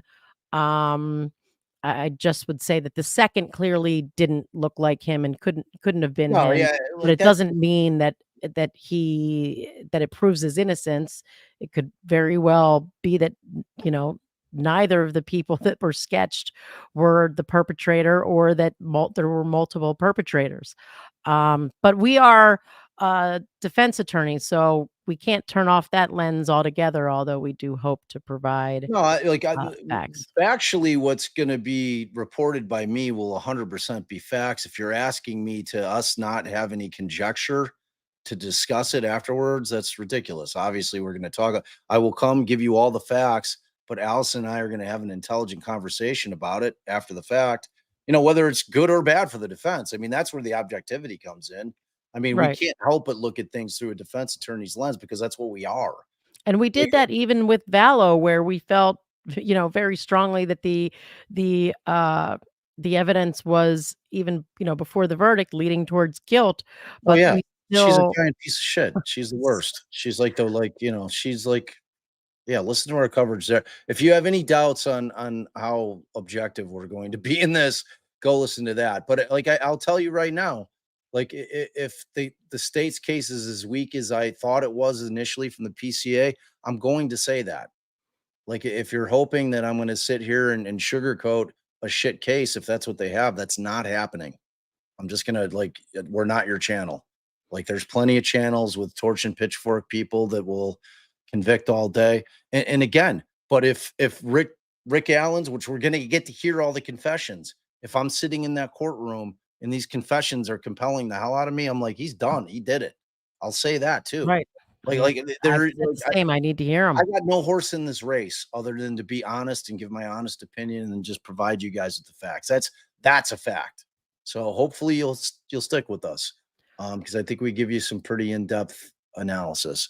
Um, okay, let's start this thing because it's like I'm going to skip through. All right, so I'm going to pull it up. It's interesting. It's interesting and disturbing to me. Maybe it's not going to be disturbing to you guys. I don't know. Like I just found it in this case. Like this isn't old news. You're gonna see that in terms of when the case was filed, um, it's kind of old, but So I don't know if you've already said which prosecutor that this complaint, no, involves. I have not. All right, so this is a federal case, United States District Court, Northern District of Indiana, Fort Wayne Division. This document was filed back on January 21st, 2020. So you're like, well, Bob, why are you reading us a 4-year-old case? That seems completely irrelevant. Um, and if we hadn't just got an opinion back on the very end of this September, I would agree with you. It not only was an opinion, it's a summary judgment, which Allison's going to explain with you. So it's this Dale W. Economan. I don't know if I'm butchering that. And Economan and Associates Family Medicine. So it's not a criminal case. This is a civil case. Okay. And it's against Tonda Cockrell, Gary Wizenand. I don't know if I butchered his name, the Garrison Law Firm, James Luttrell, the James Luttrell, who is trying the case right next to Nick McClelland, So he Jessica Krug, and the Office of the Indiana AG, so and the James Luttrell is co-counsel for the prosecution. correct. So we're just going to kind of go through the complaint here. So again, this is filed 4 years ago. We're going to explain what it is. So plaintiffs by counsel respectfully make their complaint for damages, demand for trial by jury, and request for injunctive relief and state as follows. Introduction. This is an action for damages brought by the plaintiffs against Tonda, Cockrell, Wizenand, Garrison Law Firm, Jessica Krug, James Luttrell, the Office of the Indiana Attorney AG, Indiana AG, and the U.S. Plaintiffs are a physician in his solely owned medical practice who were falsely accused of operating a pill mill by way of a forfeiture action and criminal complaint, resulting in the seizure and loss of all assets and complete destruction of reputation. The unlawful seizure of the plaintiff's property was accomplished by submission of an admittedly false statement submitted to the Grant County, Indiana Superior Court by the defendants. Again, the defendants are all these prosecutors. All right. All forfeiture and criminal allegations of the plaintiffs operating a pill mill were ultimately dismissed years after being made, but not until the plaintiffs had suffered complete financial ruin and suffered extreme emotional distress. So the We can skip jurisdiction, jurisdiction. skip it. Yes. Okay. All right. but there's a 1983 claim, 1983 and 1985 to redress their violations of their Fourth, Fifth, and 14th Amendment rights. I just wanted to throw that one in there. Yes. Okay, so the parties, we've got Dale Kahneman. He's the physician, and his medical practice was also a plaintiff. Tana Cockrell is a sworn officer, law enforcement officer employed by the United States Drug Enforcement Agency or Administration and the Kokomo Police Department. She is sued in her individual capacity. Wizenand is a civilian investigator employed by the U.S. Drug Enforcement Administration. He is sued in his individual capacity. Garrison Law Firm is a law firm located in Indianapolis, Indiana, and hired by the Grant County Prosecutor's Office to handle all forfeiture claims filed in Grant County, Indiana. James Luttrell served as the Grant County Prosecutor during all relevant times, representing the 48th Judicial Circuit in Indiana. Jessica Krug served as an employee of the Medicaid Fraud and Control Unit of the Indiana Office of the AG. At all relevant times, Wizenand acted in his individual capacity and under color or federal and or Indiana law. Same with Cockrell, same with Garrison, same with Luttrell. The U.S. is a party to this action in part pursuant to 28 U.S.C. 1346, which makes it liable for the injuries to Kahneman and his practice that were caused by the negligent or wrongful acts of its employees, and jointly and severally for those caused by his co-conspirators. So this is let's hear a little bit how this guy's life was destroyed and the power of the state. Okay, you know I'm always talking about how the power of the state destroys lives or can destroy lives in the blink of an eye. This is a really good example.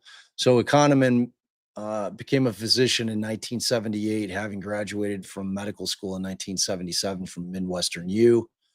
Lifelong resident of Grant County, Indiana, he was actively involved in the community and certified in general and family practice.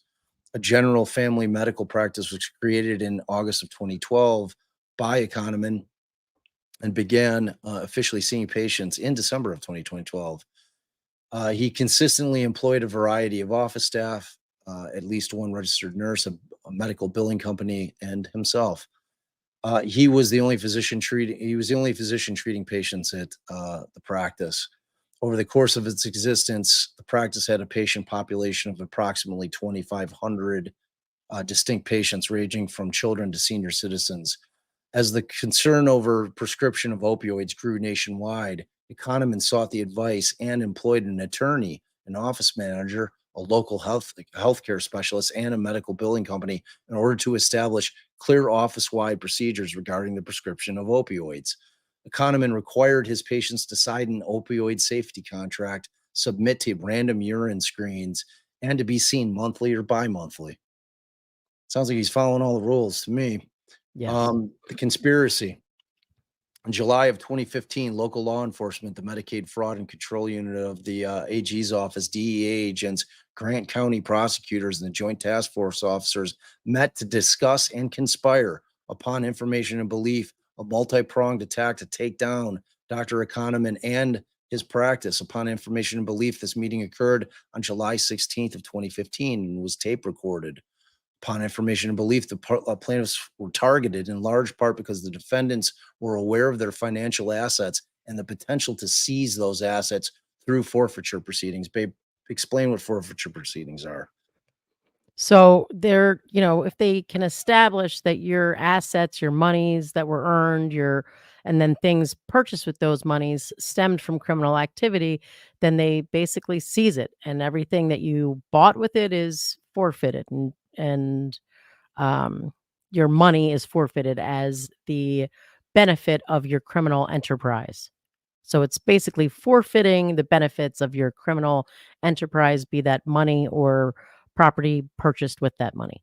I call it the government cash grab. So they come take all your shit if it's from ill-gotten gains in layman's terms. All right, so the first prong of the attack would be to seize the financial assets in the accounts of Kahneman and the practice through the forfeiture process. The second prong of the attack would be to seek summary suspension of Dr. Kahneman's medical license. Wow, man, they just went after this guy. On July 29th of 2015, local law enforcement, the Medicaid Fraud Control unit of the AG, DEA, Grant County prosecutors, and the Joint Task Force officers executed a search warrant on the residence of Dr. Economan and the practice. The criminal allegations contained within the affidavit used to secure the search warrant accused Dr. Economan of illegally prescribing opioids or prescribing opioids without a legitimate medical purpose to approximately 50 of its 2,500 distinct patients. However, the search warrant affidavit was devoid of any real probable cause in that it lacked any medical opinions or sworn statements from any medically trained individuals attesting to the medical illegitimacy of Dr. Economan's prescriptions or practices. Forfeiture action. Nevertheless, and on the same day, July 29th, a forfeiture action was filed against Economan and his practice in Grant County, Indiana, under cause number blah, blah, blah, blah, blah. Again, alleging that Economan was operating a pill mill. The forfeiture complaint was filed by the Garrison Law Firm on behalf of James Luttrell, then acting as prosecuting attorney for the 48th Judicial District. The Garrison Law Firm is an Indianapolis based law firm that contracts with the Grant County prosecutor to appear on its behalf in forfeiture cases for the county. In return for its prosecution of forfeiture actions, the Garrison Law Firm receives a percentage of those funds successfully seized through forfeiture actions filed on behalf of that county. The complaint requested an ex parte order for seizure pursuant to Indiana Code 34-24-2-31 and was filed by attorneys J. Gregory Garrison and Joshua N. Taylor of the Garrison Law Firm. Accompanying and supporting said forfeiture complaint submitted to a Grant County Superior Court were two separate and distinct probable cause affidavits submitted under the express penalties of perjury by the DEA, civilian investigator Wizenand, and Kokomo police officer, Joint Task Force officer Cockrell. Wizenand is not a sworn police officer, lacks arrest powers, and has received no formal training on what constitutes probable cause that a crime has been committed under the law. Wizenand has no medical training or certification. Should I skip the footnote? Yes. Yeah, it's just the statute about it's yes. Okay. Cockrell has no medical or financial investigation training or certification. The Garrison Law Firm, on behalf of the Grant County prosecutor, requested seizure of any and all property belonging to either Economan or the practice and alleged with specificity that, quote, certain accounts that Luttrell Grant County prosecutor believes and has good cause to believe are proceeds from said criminal enterprise. The complaint further alleges that specifically delineated accounts held by Dr. Economan and or the practice represented, quote, locations where Economan and the practice have deposited large sums or large quantities of funds which have been realized through the pattern of racketeering activity described in herein. Pursuant to Garrison Law Firm, their request and based on the accompanying affidavits of Wizenand and Cockrell, the forfeiture court issued an order, a seizure order, on July 28, 2015. That means court entered the order and they went and took all his shit, all his money, which effectively served to seize Dr. Economan's entire life savings and all accounts belonging to the practice. On allegations, all allegations of criminal conduct were limited to the period of time that EAFM existed, the practice existed, from December of 2012 to July of 2015. Nevertheless, included specifically in the seizure order were two separate IRA accounts that were established in the 1980s and had received no deposits, contributions, or withdrawals in the previous 5 years. In sum, the seizure order restricted over $1 million of property belonging to the plaintiffs. For over the next 3 years, the majority of the plaintiff's financial assets would remain seized before ultimately being returned after all of the criminal allegations forming the basis for the forfeiture actions were dismissed with prejudice. So this is relating to the medical licensing board action. So not only did they steal all this guy's money on some bullshit, they then went to go pull his license. So in August of 2015, the defendants began the second prong of their attack. On August 26, 2015, Jessica Krug sought an emergency suspension of Economan's medical license in front of the Indiana Medical Licensing Board. The next day, Krug and Wizenand appeared before the board and received an emergency suspension of his license to practice medicine. on August 27th of 2015, at that hearing, Wisenand, being questioned by Krug, made false or material and misleading statements under oath, including one, that Economan was the third highest prescriber of controlled substances in Indiana, and two, that the deaths of certain patients could be directly attributed to Dr. Economan's prescriptions. Neither of these statements were in fact true at the time that they were uttered under penalties of perjury. At the conclusion of the August 27, 2015 board hearing, Krug pressed the board to suspend Economan's license immediately with the stated intention of shutting EAFM down. So Wisenand and Krug also submitted the Wisenand affidavit at the August 27, 2015 hearing. Economan was not present at the August 27, 2015 board hearing.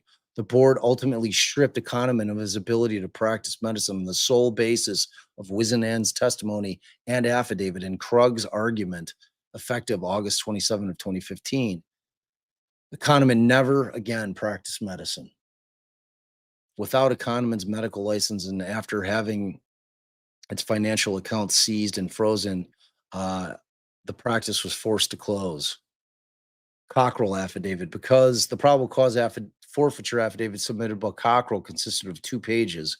Cockrell alleged under the penalties of perjury that through her investigation, she identified certain accounts containing significant funds that are proceeds from the criminal enterprise described in the affidavit of Agent Wisensand, DEA.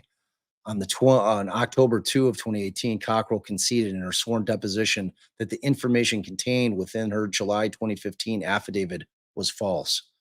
Specifically, Cockrell admitted that she had no information to support her statement that Economan's accounts contained significant funds that are proceeds from the alleged criminal enterprise described in the affidavit of Agent Wisensand at the time that she swore and affirmed the same to be true. In fact, the only information that Cockrell knew concerning the existing financial assets and accounts of either Economan or the practice when she submitted her signed affidavit to the forfeiture court consisted entirely of 7 pages of documents that were acquired by law enforcement after conducting a trash pull on Economan's residence on July 14th, 2015. Therefore, the only evidence that the defendants had regarding the accounts referenced in the Cockrell affidavit and that was gleaned from the 7 pages acquired through the above referenced trash pull was, at most, that accounts existed and may exist at specific financial institutions. No further information regarding the plaintiff's seized accounts or their contents was ever requested by Cockrell or Wisenand. Moreover, Cockrell confirmed that even as of the date of her deposition, October 2nd of 2018, she still had no information that would support the sworn statement she made on July 29th of 2015. This is a cautionary tale, kids, because we're about to give you the opinion after this, because this is just a complaint.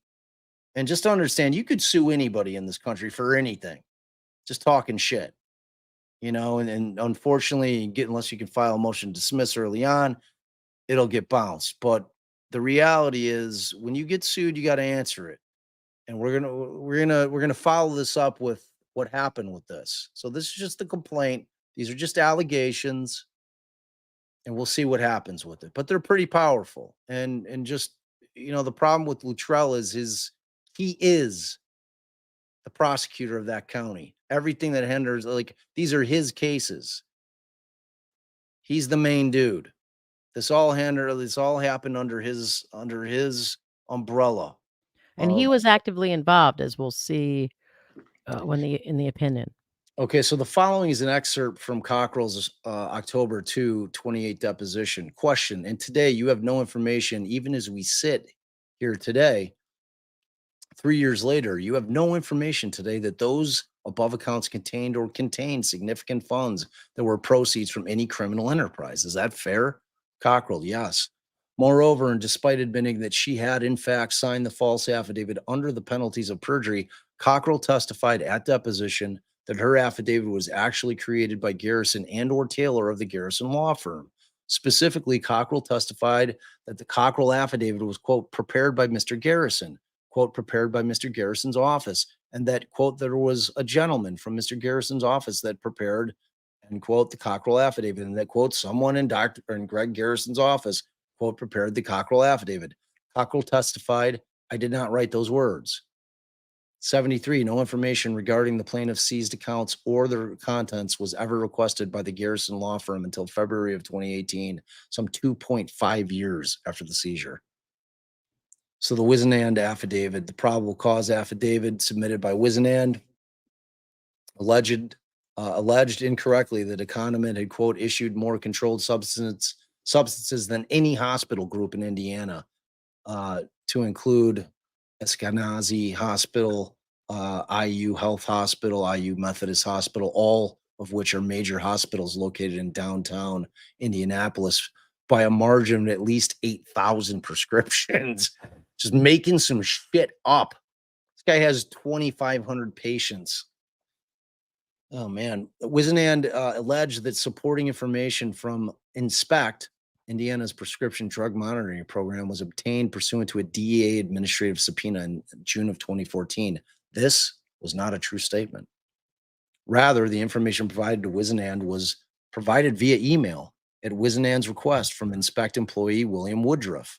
The transmission of Inspect data by the email constitutes a criminal offense, and the dissemination of this specific information by Mr. Woodruff to Wisenand via email violated Inspect's own stated policy and directives. Furthermore, Inspect data is not evidence and should not have been interpreted and presented as such to any court. Moreover, Wisenand's sworn allegation that Dr. Economan issued more controlled substances than any other hospital group in Indiana is categorically false.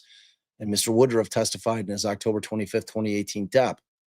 What the information provided by Inspect actually reflected was that the number of prescriptions for controlled substances that were issued for greater than a 72-hour supply, and by only those resident physicians who had not received their own individual DEA number.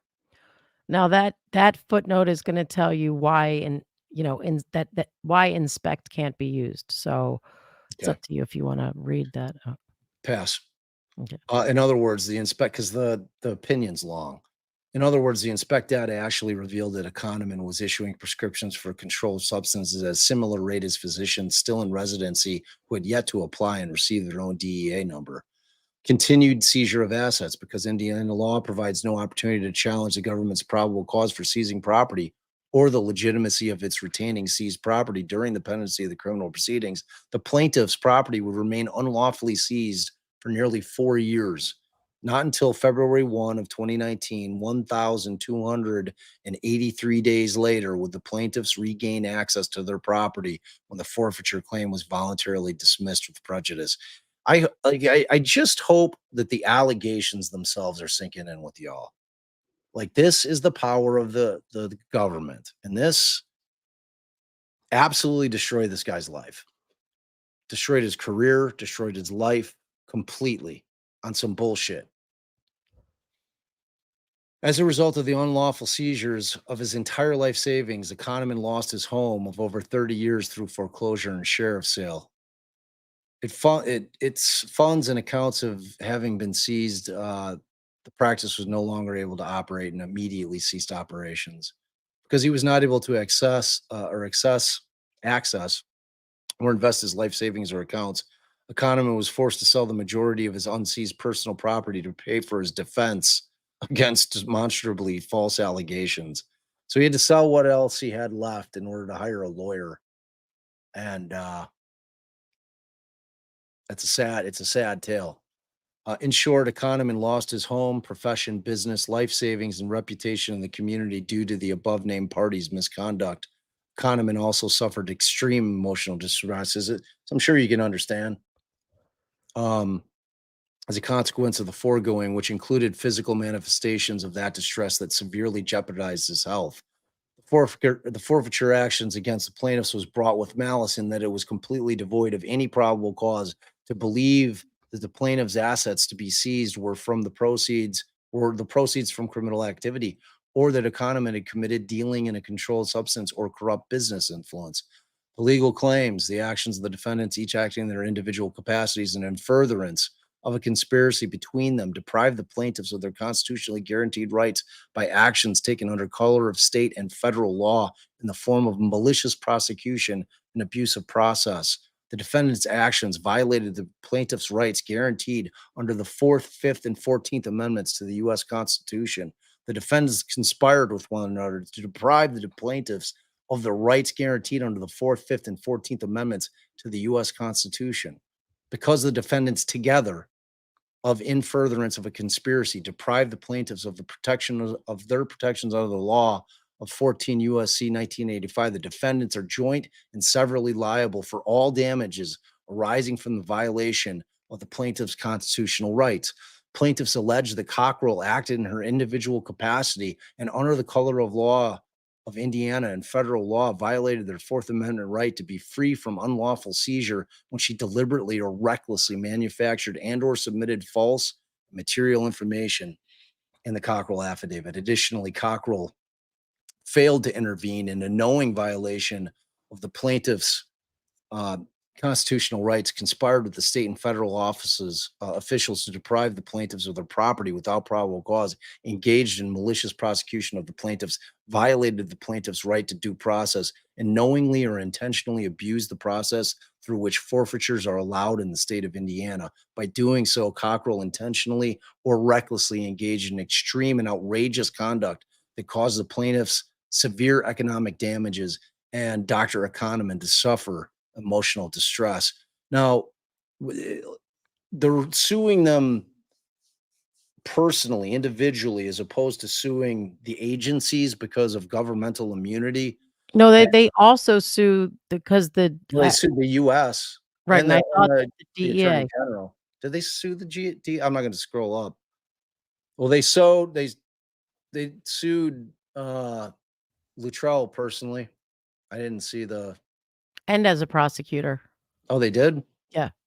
Okay. Plaintiffs allege that Wisenand acted in his individual capacity and under the color of law of Indiana and federal law, violated their Fourth Amendment right to be free from unlawful seizure when he deliberately or recklessly submitted false and material information in a warrant affidavit. Additionally, he failed to intervene in a knowing violation of the plaintiff's constitutional rights, conspired with state and federal officials to deprive plaintiffs of their property without probable cause, engaged in a malicious prosecution of the plaintiffs, and knowingly or intentionally abused the process through which forfeitures are allowed in the state of Indiana. Plaintiffs allege that the Grant County prosecutor, the Garrison That's Law, Luttrell, the Grant County prosecutor. correct, the Garrison Law Firm LLC, and the Medical Fraud Unit, control unit of the AG, acted under color of Indiana law, conspired to manufacture and or fabricate evidence against the plaintiffs and their property prior to having probable cause. By doing so, violated their rights to due process and to be free from unlawful seizure, engaged in a malicious prosecution and abuse of process, and intentionally and or recklessly caused the plaintiffs to experience economic damages and Dr. Economan to suffer severe emotional distress.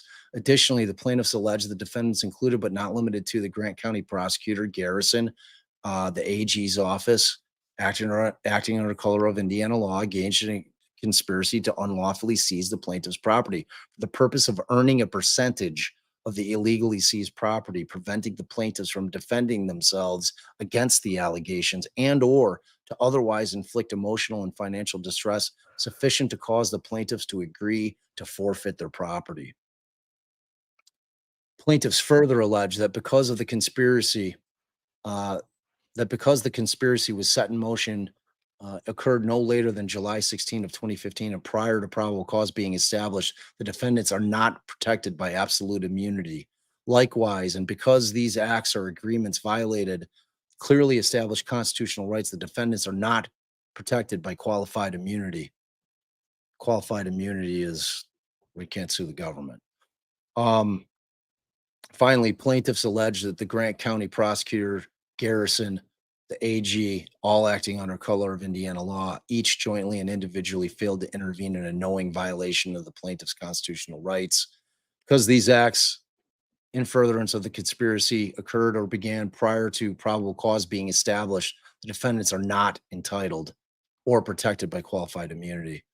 So these are the claims. The first claim for relief, deprivation of federal civil rights under 1983. You can just scroll a little bit. All the aforementioned. So this is all the same language. As a result, deprived of his liberty, was denied fundamental constitutional rights, was publicly embarrassed and humiliated, was caused to suffer severe emotional distress, was summarily excluded from the medical profession, was forced to incur substantial legal expenses, and had his financial assets seized, had his personal and professional reputation destroyed, and lost his practice and livelihood as a physician.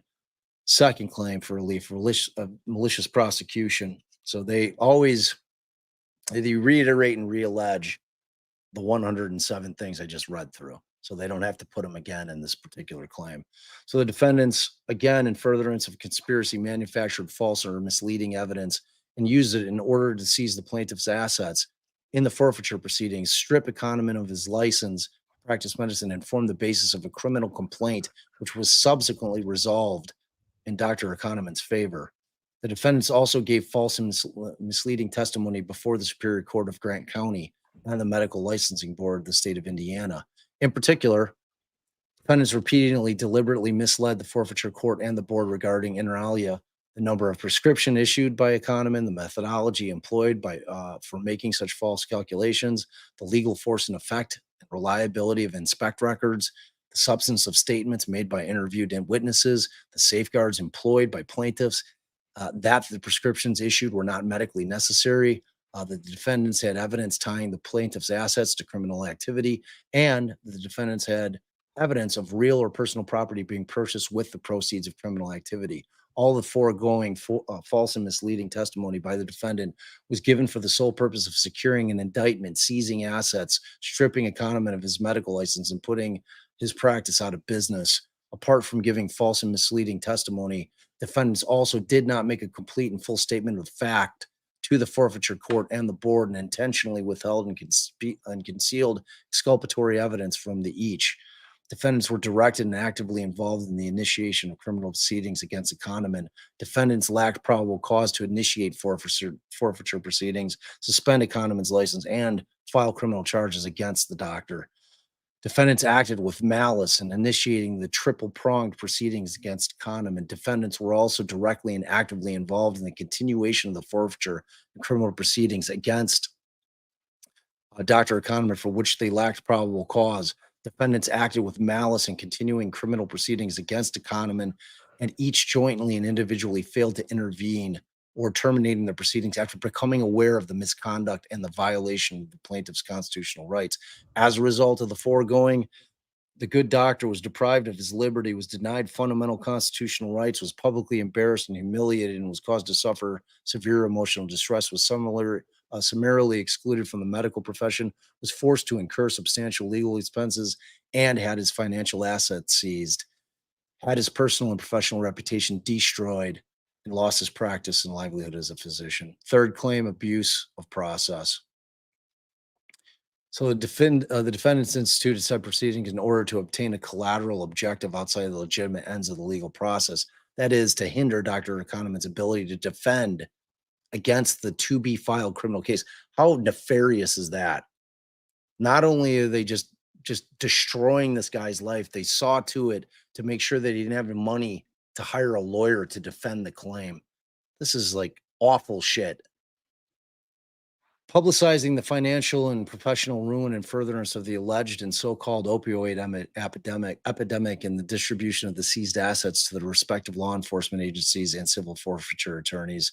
Defendants acted with intent to do harm to the plaintiffs without legal excuse or justification. As a result of the foregoing, he was deprived of his liberty. That same horrible paragraph of a life destroyed. Plaintiffs, okay. So fourth, conspiracy. Defendants conspired and acted in concert to do whatever was necessary, lawful or not, to one, cause the arrest, prosecution, pretrial detention, conviction, and imprisonment of the plaintiff, Dr. Economan, to shut down his practice, to strip him of his ability to practice medicine, to seize his assets and the firm's assets or the practice's assets. Throughout the period of the conspiracy, defendants pursued their objectives with actual malice towards the plaintiffs, with utter and deliberate indifference to and disregard for the plaintiff's rights under the Constitution and the laws of the United States, without probable cause, without probable or reasonable cause to believe the plaintiff guilty of the crimes and the misconduct for which he was accused. Pursuant to the conspiracy, the conspirators and their employees, agents, and servants intentionally, recklessly, negligently, and or with complete indifference to the rights of the plaintiff, manufactured false or misleading and or evidence, pressured, coerced, and induced witnesses to give untruthful, erroneous, incomplete, and or misleading statements and testimony, failed to correct such false statements and testimony, and withheld from the board and the forfeiture court and the trial judge evidence favorable to the accused, the defendant, or the respondent, such as he was in the respective litigations. The aforesaid conduct of the defendants operated to deprive the plaintiffs of important and well-established rights under the Constitution and the laws of the United States, including but not limited to their property rights, liberty rights, and the right to due process. As a result of the foregoing, there's that paragraph, that heartbreaking paragraph one more time. Fifth claim for injunctive and declaratory relief. They incorporate everything once again. The right to a hearing prior to being deprived of property has long been recognized by the Supreme Court of the United States under the 14th and 5th Amendments, Fuentes v. Chevin. However, the Supreme Court has recognized that extraordinary circumstances may support a deprivation of property prior to a hearing.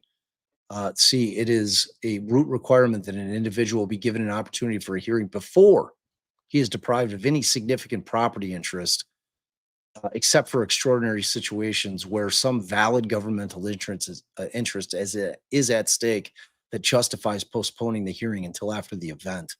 This Like what? count didn't go very far. Huh? This specific count didn't go very far.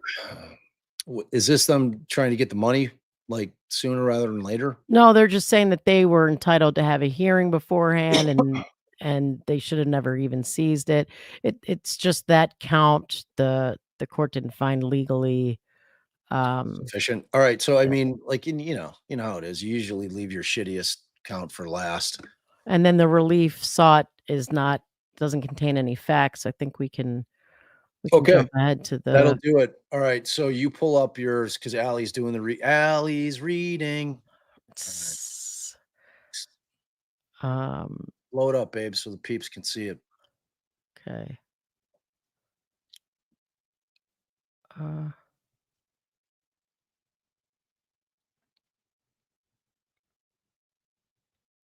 bigger? Is that Uh, too big? Because I can't see no. while you're Oh, you can't see? well, I Oh, can't see on maybe can you make it a little bigger or is it yeah, I thought I was. no, a little bigger. Whoop. That's perfect. That's good. Okay. So I'm not gonna read the entire thing to you guys I because, shall return. the Sorry. the background the background and initial stuff is basically what you just heard. So just as a reminder, um, the defendant Garrison Law Firm filed a civil forfeiture complaint on behalf of the elected prosecutor of Grant County, Indiana, defendant Luttrell. And Luttrell is the prosecutor handling this alongside Nick McClelland. Defendant Garrison's law firm was retained by Luttrell to prosecute civil racketeering and forfeiture cases on behalf of the state. They were to get a percentage.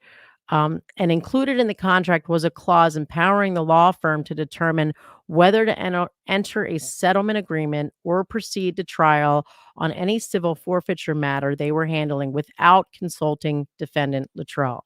So it does imply that this Garrison law firm, because they're getting this percentage, was empowered to kind of settle, like with money and then not even handle any of this stuff.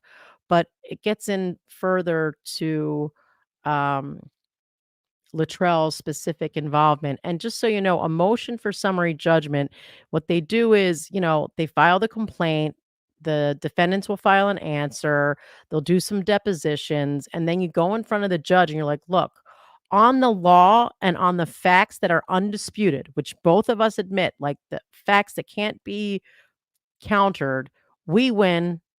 And, you should either dismiss the complaint or grant judgment in favor of the plaintiff. And this was all the defendants trying to get the complaint dismissed and get the cases tossed. So there were a couple of counts that were dismissed on statutory grounds. And this is just background that Bob just basically went over with you guys. Um, so the abuse of process claim, that the statute of limitations expired, so they weren't able to go on that. So the judge doesn't really get into any of the facts. Same with the malicious prosecution. So they get into um no, I'm sorry. For the malicious prosecution, they say, "Well, you know what? We're going to talk about the civil case, that civil forfeiture case, and the judge decides to consider it under wrongful use of a civil proceeding and not malicious prosecution because that refers to the criminal action that was ultimately dismissed and beyond the statute of limitations." So they say that here, defendant Luttrell and the Garrison law firm filed the proceedings in court, and the other defendants investigated the plaintiffs and drafted the affidavits used in the proceedings. So they found that the elements were sort of established. Now I'm going to get to the part that kind of lets you know where the judge fell on Luttrell specifically. They're talking about malice, and the court goes on to say um, the civil forfeiture complaint alleged that plaintiff constructed and operated a corrupt business enterprise through a pattern of racketeering, committed the offense of corporate business influence, medical fraud, and money laundering, and violated a specific statute, and that the affidavits of Wisenhand and Cockrell were attached to the complaint as, quote, detailed proof. Um, the affidavit was written but with Krung's assistance and reviewed by defendant Luttrell. The judge goes on to find that the defendants did admit that they had no evidence, let alone probable cause, that the plaintiffs committed the criminal offense of corporate business influence, despite the allegations and conclusory statements in the affidavits. Both defendants admitted that. The second defendant admitted it as to the Medicaid fraud, that there was no actual evidence of that, no probable cause. Um, and the judge admits that data was not permissibly used as evidence, the inspect data. Um, Same thing with this Cockrell's affidavit, that he admitted that he had no good cause to believe the account seized from the plaintiffs contained significant funds from a criminal enterprise. Um, of the 8 accounts seized from plaintiff, defendant Cockrell admittedly had good cause to believe that at most 2 of the accounts contained significant proceeds from criminal enterprises. Um, the so what the court found here, that there was a lack of probable cause. Actually, the evidence demonstrates the defendant did not have probable cause, let alone a preponderance of the evidence that plaintiffs committed the offense of corrupt business influence or any other crime which would make civil forfeiture proceedings appropriate. Because defendant lacked probable cause when instituting a civil forfeiture proceeding, and because malice can be inferred from a total lack of probable cause to bring suit, plaintiffs have satisfied both remaining elements of the wrongful use of civil proceedings claims. So they said that defendant Luttrell's motion for summary judgment was denied, and instead the court was granting uh, summary judgment in favor of plaintiffs, meaning the judge found on these facts alone, on what the judge was presented with, that in fact they did commit this offense. It doesn't even need to go any further. Um, then they went on to the 1983 claims. They talk about state actors. We don't need to go through that clearly. For Luttrell, it says defendant Luttrell, as the former Grant County prosecutor employed by the state of Indiana and carrying out official duties, is a state actor. And then the court went on to find, in the facts that are important to hear, First, they talk about what you need to establish a conspiracy. So the plaintiff must show there was an express or implied agreement among the defendants to deprive plaintiff of a constitutional right, and that they were denied that right. That conspiracies are often carried out clandestinely and direct evidence is rarely available. Plaintiffs may use circumstantial evidence, but not speculation. So they go on to say that defendants Wiseand began meeting with representatives from Grant County Prosecutor's Office about the case involving plaintiffs in early 2015. During at least one of these meetings, defendant Krug and defendant Wisenand discussed the contents of the probable cause affidavit. At another point, defendant Krug left line by line edits and feedback in his affidavit. In fact, at the July 15th meeting, defendant Wisenand offered his affidavit up for comment, asserting, "I gave you guys a copy of that affidavit." And this is a quote. "If you kind of go through it and think I need to add something there as far as to help you guys." Defendant Wisenhand's probable cause affidavit was reviewed by defendant Luttrell. And he's admitted that there was no evidence or probable cause to believe the plaintiffs committed the crime despite the allegations. Because the defendants met several times to discuss the case against plaintiffs, and because they jointly wrote the untruthful affidavits which were provided to the Grant County judge in support of defendants' request that plaintiff's asset be seized, there is sufficient evidence of a conspiracy between defendants Luttrell, Krung, Garrison Law Firm, Wisenhand, and Cockrell. Defendants Luttrell, Krung, and Garrison Law Firm, who have all been found to be state actors, are liable because they were acting under color of law. Then they go on to the Fourth Amendment claim. Plaintiffs allege that the defendants' affidavits, which defendants Krung, Luttrell, and Garrison helped to prepare, were devoid of any real probable cause, contained untruthful information, and omitted material facts. Then they go through the law of what a warrant requires. The court began its analysis with defendant I don't know how to say that, Wisenand's affidavit. In any event, I think you were nailing it. right, it was written with the assistance of Krung and was reviewed by Luttrell. And she basically, at the end, finds that Luttrell also reviewed and approved the final draft of this affidavit. The contents are largely the same, suffering the same defects. She just finds there was no probable cause, removing the allegations that they admitted were false. And the judge finds the plaintiff's motion for summary judgment on the Fourth Amendment claim is granted. Defendant Luttrell, along with others, are liable for violating plaintiff's Fourth Amendment rights by drafting, reviewing, and ultimately submitting an affidavit to a court which they knew they did not have evidence to support.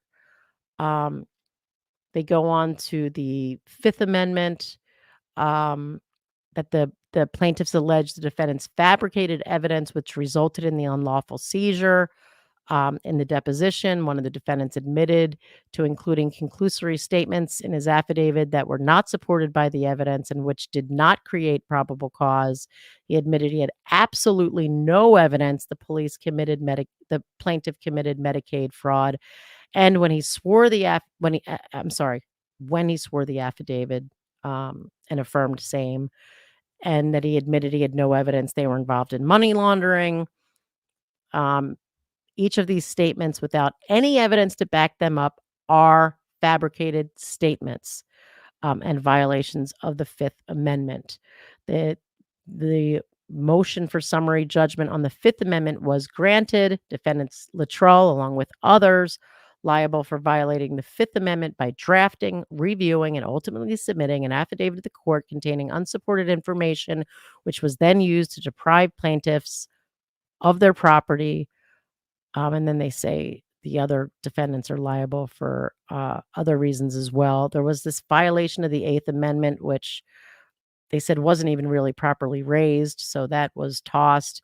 On the Fourth Amendment claim, 14th Amendment claim, they found that there was no uh, they were saying that the plaintiffs were alleging that they were um, intentionally treated differently from other similarly situated.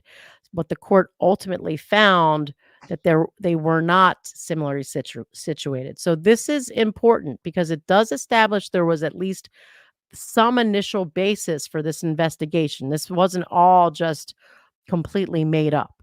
In this matter, defendants clearly had a rational basis for ins- i- i- instigating the criminal investigation of plaintiffs. As early as 2013, defendant Krug became aware of consumer complaint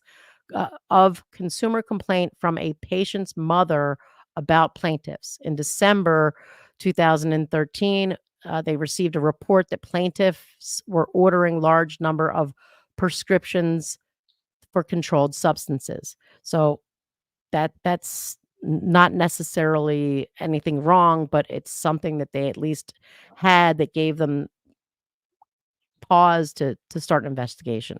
Around the same time, defendant Cockrell's colleagues made controlled buys of narcotics from plaintiffs' patients, and in February of 2014, defendants Cockrell and Weisenand interviewed the printing company who reported the significant orders for controlled substances. They also interviewed pharmacies who had reported concerns about prescribing habits. It was only after these interviews with the printing company and the pharmacies occurred that the criminal investigation was initiated. Plaintiffs have not identified a similarly situated individual who was treated differently for the same alleged violation. So for that specific count, they needed to find someone else who, under those same factors, the printing company complained, you know, X, Y, and Z, that they were treated differently. So it failed for that reason. I'm including it here just to show that there was at least something that led them to investigate, although later they, go on to fabricate evidence and do all of those things. So now this is the absolute immunity. So prosecutors a prosecutor is absolutely immune from suit for all actions and decisions undertaken in furtherance of his prosecutorial duties. Now they go on to say why that's not flying here for Luttrell. Here, the only prosecutor was defendant Luttrell. In his deposition, when asked when he became involved in the investigation against plaintiffs, he responded before the July 2015 meeting, end quote, and explained that there had been at least one meeting prior to that. Defendant Weisenand describes a meeting, quote, before search warrants have been requested, end quote, or executed, still within the investigation stage of the case, where defendant Luttrell was present. Defendant Weisenhand asked Luttrell if anything needed to be added to his affidavit. The July 2015 meeting was recorded. The plaintiffs provided a transcript of that meeting. The discussion at this meeting makes it clear that at this point, the investigation was still ongoing. In fact, defendant Luttrell was still unsure how to proceed with the case and asked defendant Weisenhand how he should charge the plaintiff's behavior. Quote, I've talked to prosecutors who have had these cases. I've not had one of these cases to make a criminal charge. The aggregate is simply corroboration that there's a problem here. I can't charge him with a crime for ordering an astounding number of prescription pads or dispensing more medicine than those hospitals. So, what are you thinking about in terms of the discrete facts that I can take that information and support this charge, this violation, this crime? after the certain now the court goes on to say, after the search warrant had been executed and the civil forfeiture had been filed, but still before criminal charges were filed, defendant Luttrell specifically instructed defendant Weisenhand and Cockrell to conduct certain additional interviews and investigate other specific items. Defendant Luttrell does not appear to this court to have been acting in a purely prosecutorial manner. He seems to have been intimately involved in the investigation from early on, even going so far as to direct it at certain points. So the part of that that took it outside of the immunity was he wasn't prosecuting, he was being involved in investigating. So I mean that was the court's reason for sort of putting that out there. So she ultimately finds he cannot be afforded absolute immunity. Um, and if their conduct, now they're talking about qualified immunity. So that's like a lower immunity. It's not absolute, but it's like if their conduct didn't clearly establish a statutory or constitutional rights, um, wait, sorry. The doctrine of qualified immunity protects government officials from liability for civil damages insofar as their conduct does not violate clearly established statutory or constitutional rights of which a person would have known. So now they go on to talk about state actors, and we're going to go to the point of the court applying that law here. Here, plaintiffs allege their constitutional rights were violated when defendants, including Luttrell, fabricated evidence in affidavits which were then submitted to a court and used to deprive plaintiffs of their rights. This court, applying Seventh Circuit case law, finds that defendant Luttrell, along with others, are not eligible for qualified immunity since it has long been established that it is a constitutional violation to fabricate evidence in an affidavit. So, I mean, that's pretty concrete of the court finding he, was involved in fabricating evidence. And I mean, it takes a lot to say that a prosecutor is not eligible for even qualified immunity. Um, 100%. yeah. And then the um this was that due process argument under the 14th Amendment. They just said that um they did get due process, that they weren't entitled to necessarily a hearing ahead of time. So they granted um uh summary judgment on that specific claim. So now we get to conspiracy, which takes a lot to prove. Okay. So the judge goes on to say that so this was an appeal, I guess, from a Judge Lee's earlier. It says Judge Lee dismissed the claims against these other defendants. This leaves only defendants Luttrell, Kung, and Harrison Law Firm. All three have been found to be state actors, making relief under Section 1985 duplicative. As a result, they granted motion for summary judgment, but that was not because they didn't find there was a conspiracy. It was because they found it to be duplicative of the other claims where they basically found that there was a conspiracy. Um, anyway, so and that's where it ends. Yeah, it's unbelievable. So it's shocking to the conscience. And if you guys are wondering why we're bringing this up, so this opinion came down, this order came down this year, about 12, 13 days ago. Yeah, it was So yeah, September 30th. yeah, and again, the significance of it is to me massive. And I'm in no way, shape, or form saying that Luttrell has done any of this in Richard Allen's case. I have no clue, no idea if any of that happened. That's not the point. But if you are concerned about what Luttrell might be thinking right now, because I don't know how they operate with the disciplinary committee in Indiana, but I would be seriously concerned about losing my law license. I think that that is on the horizon for him, or at the very least, there's going to be a major battle there to keep his law license. Beyond that, I don't even know what the financial devastation to him is going to be. I mean, he's gonna have to pay. This is a civil suit, Right, so so do you have any inklings of can the defense use this to get him off the case? Do you think they'd even go there? I mean, my question is did Nick know? Like this He case was had to know filed. that case was pending. He had to know that case was pending. I mean, maybe they thought they were gonna win this thing on summary judgment. And he's like, "Don't worry about it. This is bullshit." And then this happens. I mean, if you've got a prosecutor that's sitting there and his head is somewhere else, it's not a good look for the prosecution. Like that's just facts. Like this Luttrell's a human being. Like, and he's just gotten some really, really, really bad news.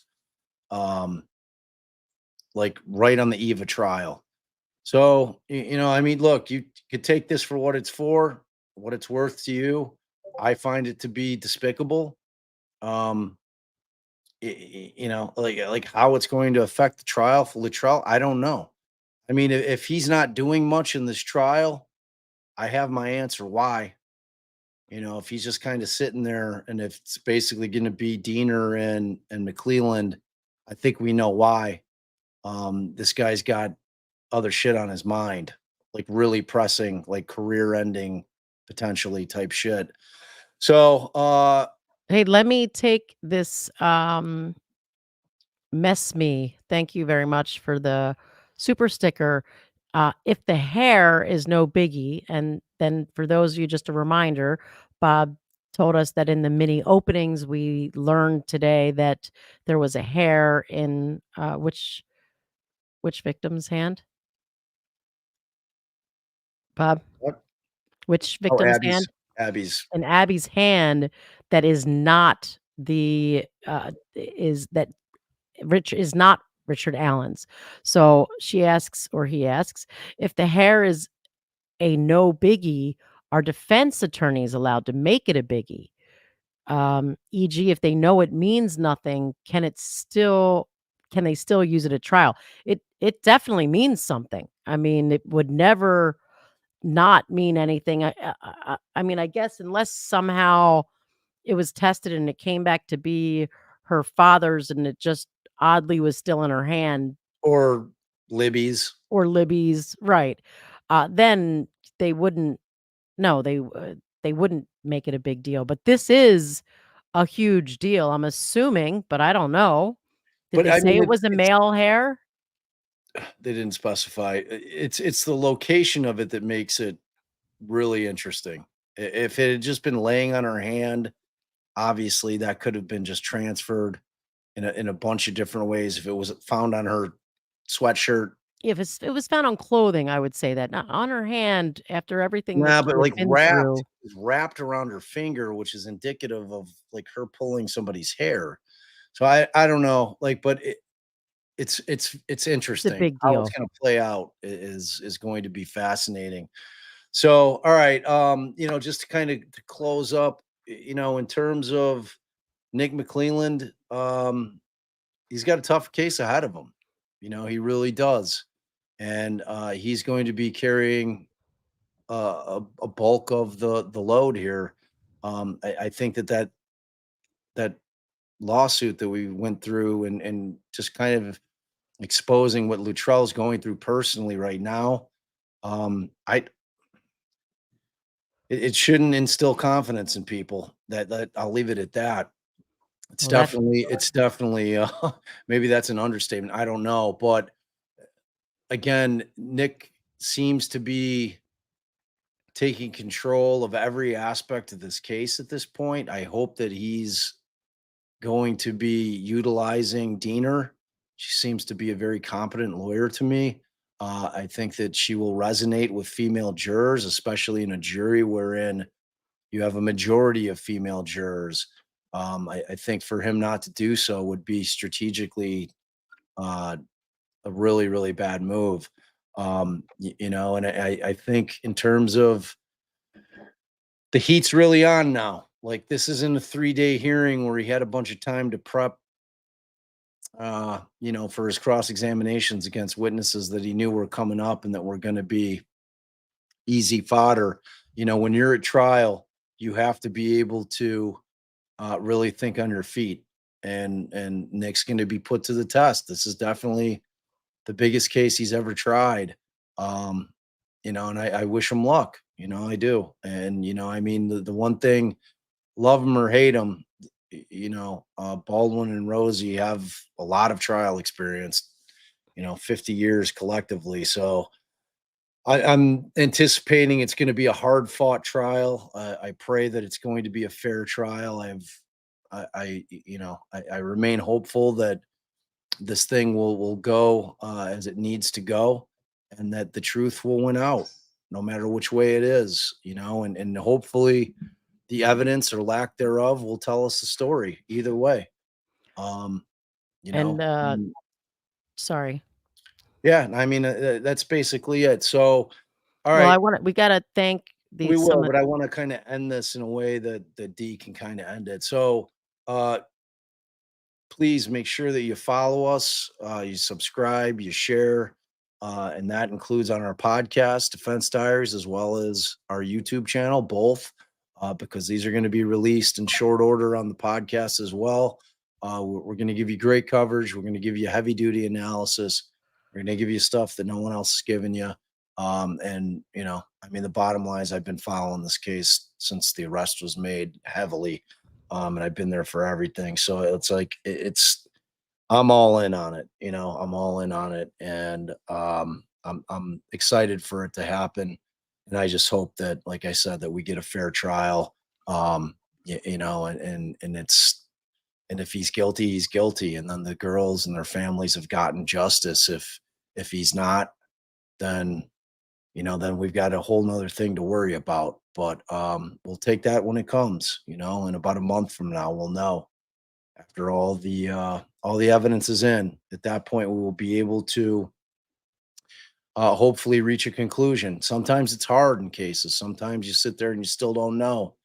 And I have a fear, a deep seated fear that this is going to be one of those cases that at the close of evidence, I'm still not going to know. So, I mean, we'll see how it plays out, but we think this is going to be the spot to watch it. Make sure you're watching it with us. I'm sure, I talked to Allie and I when we get out to Delphi, uh, either Wednesday night, because I want to go to the hearings on Thursday. We're going to have a nice lunch with Andrea and Lawyer Lee. So I'm sure we're going to be collabing with those two because they're great. Got to hang out with them today. I really enjoyed their company in court. I was peeking over both their shoulders. They take very crisp notes that I can read. So that was very helpful to me. And they're both whip smart too. So that's awesome. And they're both, defense lawyers. So, of course I love them. They're our people. So, all right, you guys have been amazing. So make sure that you share, subscribe, all the things that help us grow. And if you really love us, uh, join them, become a member. It's like it's fun. It's fun to be a member. Get special little treats, your own custom emojis, all right, all right. all that good Let's stuff. All start right. thanking some people. Come Okay, on. let's start thanking these. So you guys have been incredibly generous. I want to start first and foremost with Ryan and Rachel, who Allie are just amazing benefactors that have just gifted us an Airbnb, 15 minutes out of Delphi, out of the kindness of their hearts to support our show. It's an amazing show of support. We could not be more thankful to you guys. Thank you, Yes, thank you, thank you so much. very I thankful. waited earlier because I didn't want to say their names because I hadn't gotten clearance, but Rachel hit me up and I'm not going to give last names unless they tell me to, but they're big supporters of the show and we love you guys. Thank you so much for that. Jennifer, OG, member of 12 months. This is our 12th month of really putting out content. So the growth has been unbelievable. We thank you guys for sharing and for spreading the word. It means everything to us. Trace Curley, new member, welcome. Welcome to the fam. Aw, family hug. Courtney Carter, aw, family hugs. Nav the O, the always giver, dropping 50 50 to 50 memberships. DD membership Hope bombs. You're the 50 of best, you out man. there appreciate that. I bet. Pammy. Love you. Love you long time. I'm getting to see your daughter this weekend, so that's exciting for us. Thank you for the hard Whitney work and over at time forsaken to give this update. Thank you. oh, my pleasure. My pleasure. Thank you for noticing. And then we got multi-bread 77.7 or 777 DBA acid with Elder. I love that. Keep up the good work. Green Bay Packers for justice. No. Are you gonna be a cheesehead, bro? And a family hug. Thank you for that $20 hollow, brother. Julie Melvin, Adoria. Everyone gets your friends in here because Bob is going to drop A bomb, going I to think. drop a bomb tonight, and it's going to be epic. We think it's pretty epic. Like I think we were losing some people, but hopefully they're gonna watch it and understand the significance of it because it's significant. It really is. If you thought the click thing was something, this thing blows that out of the water.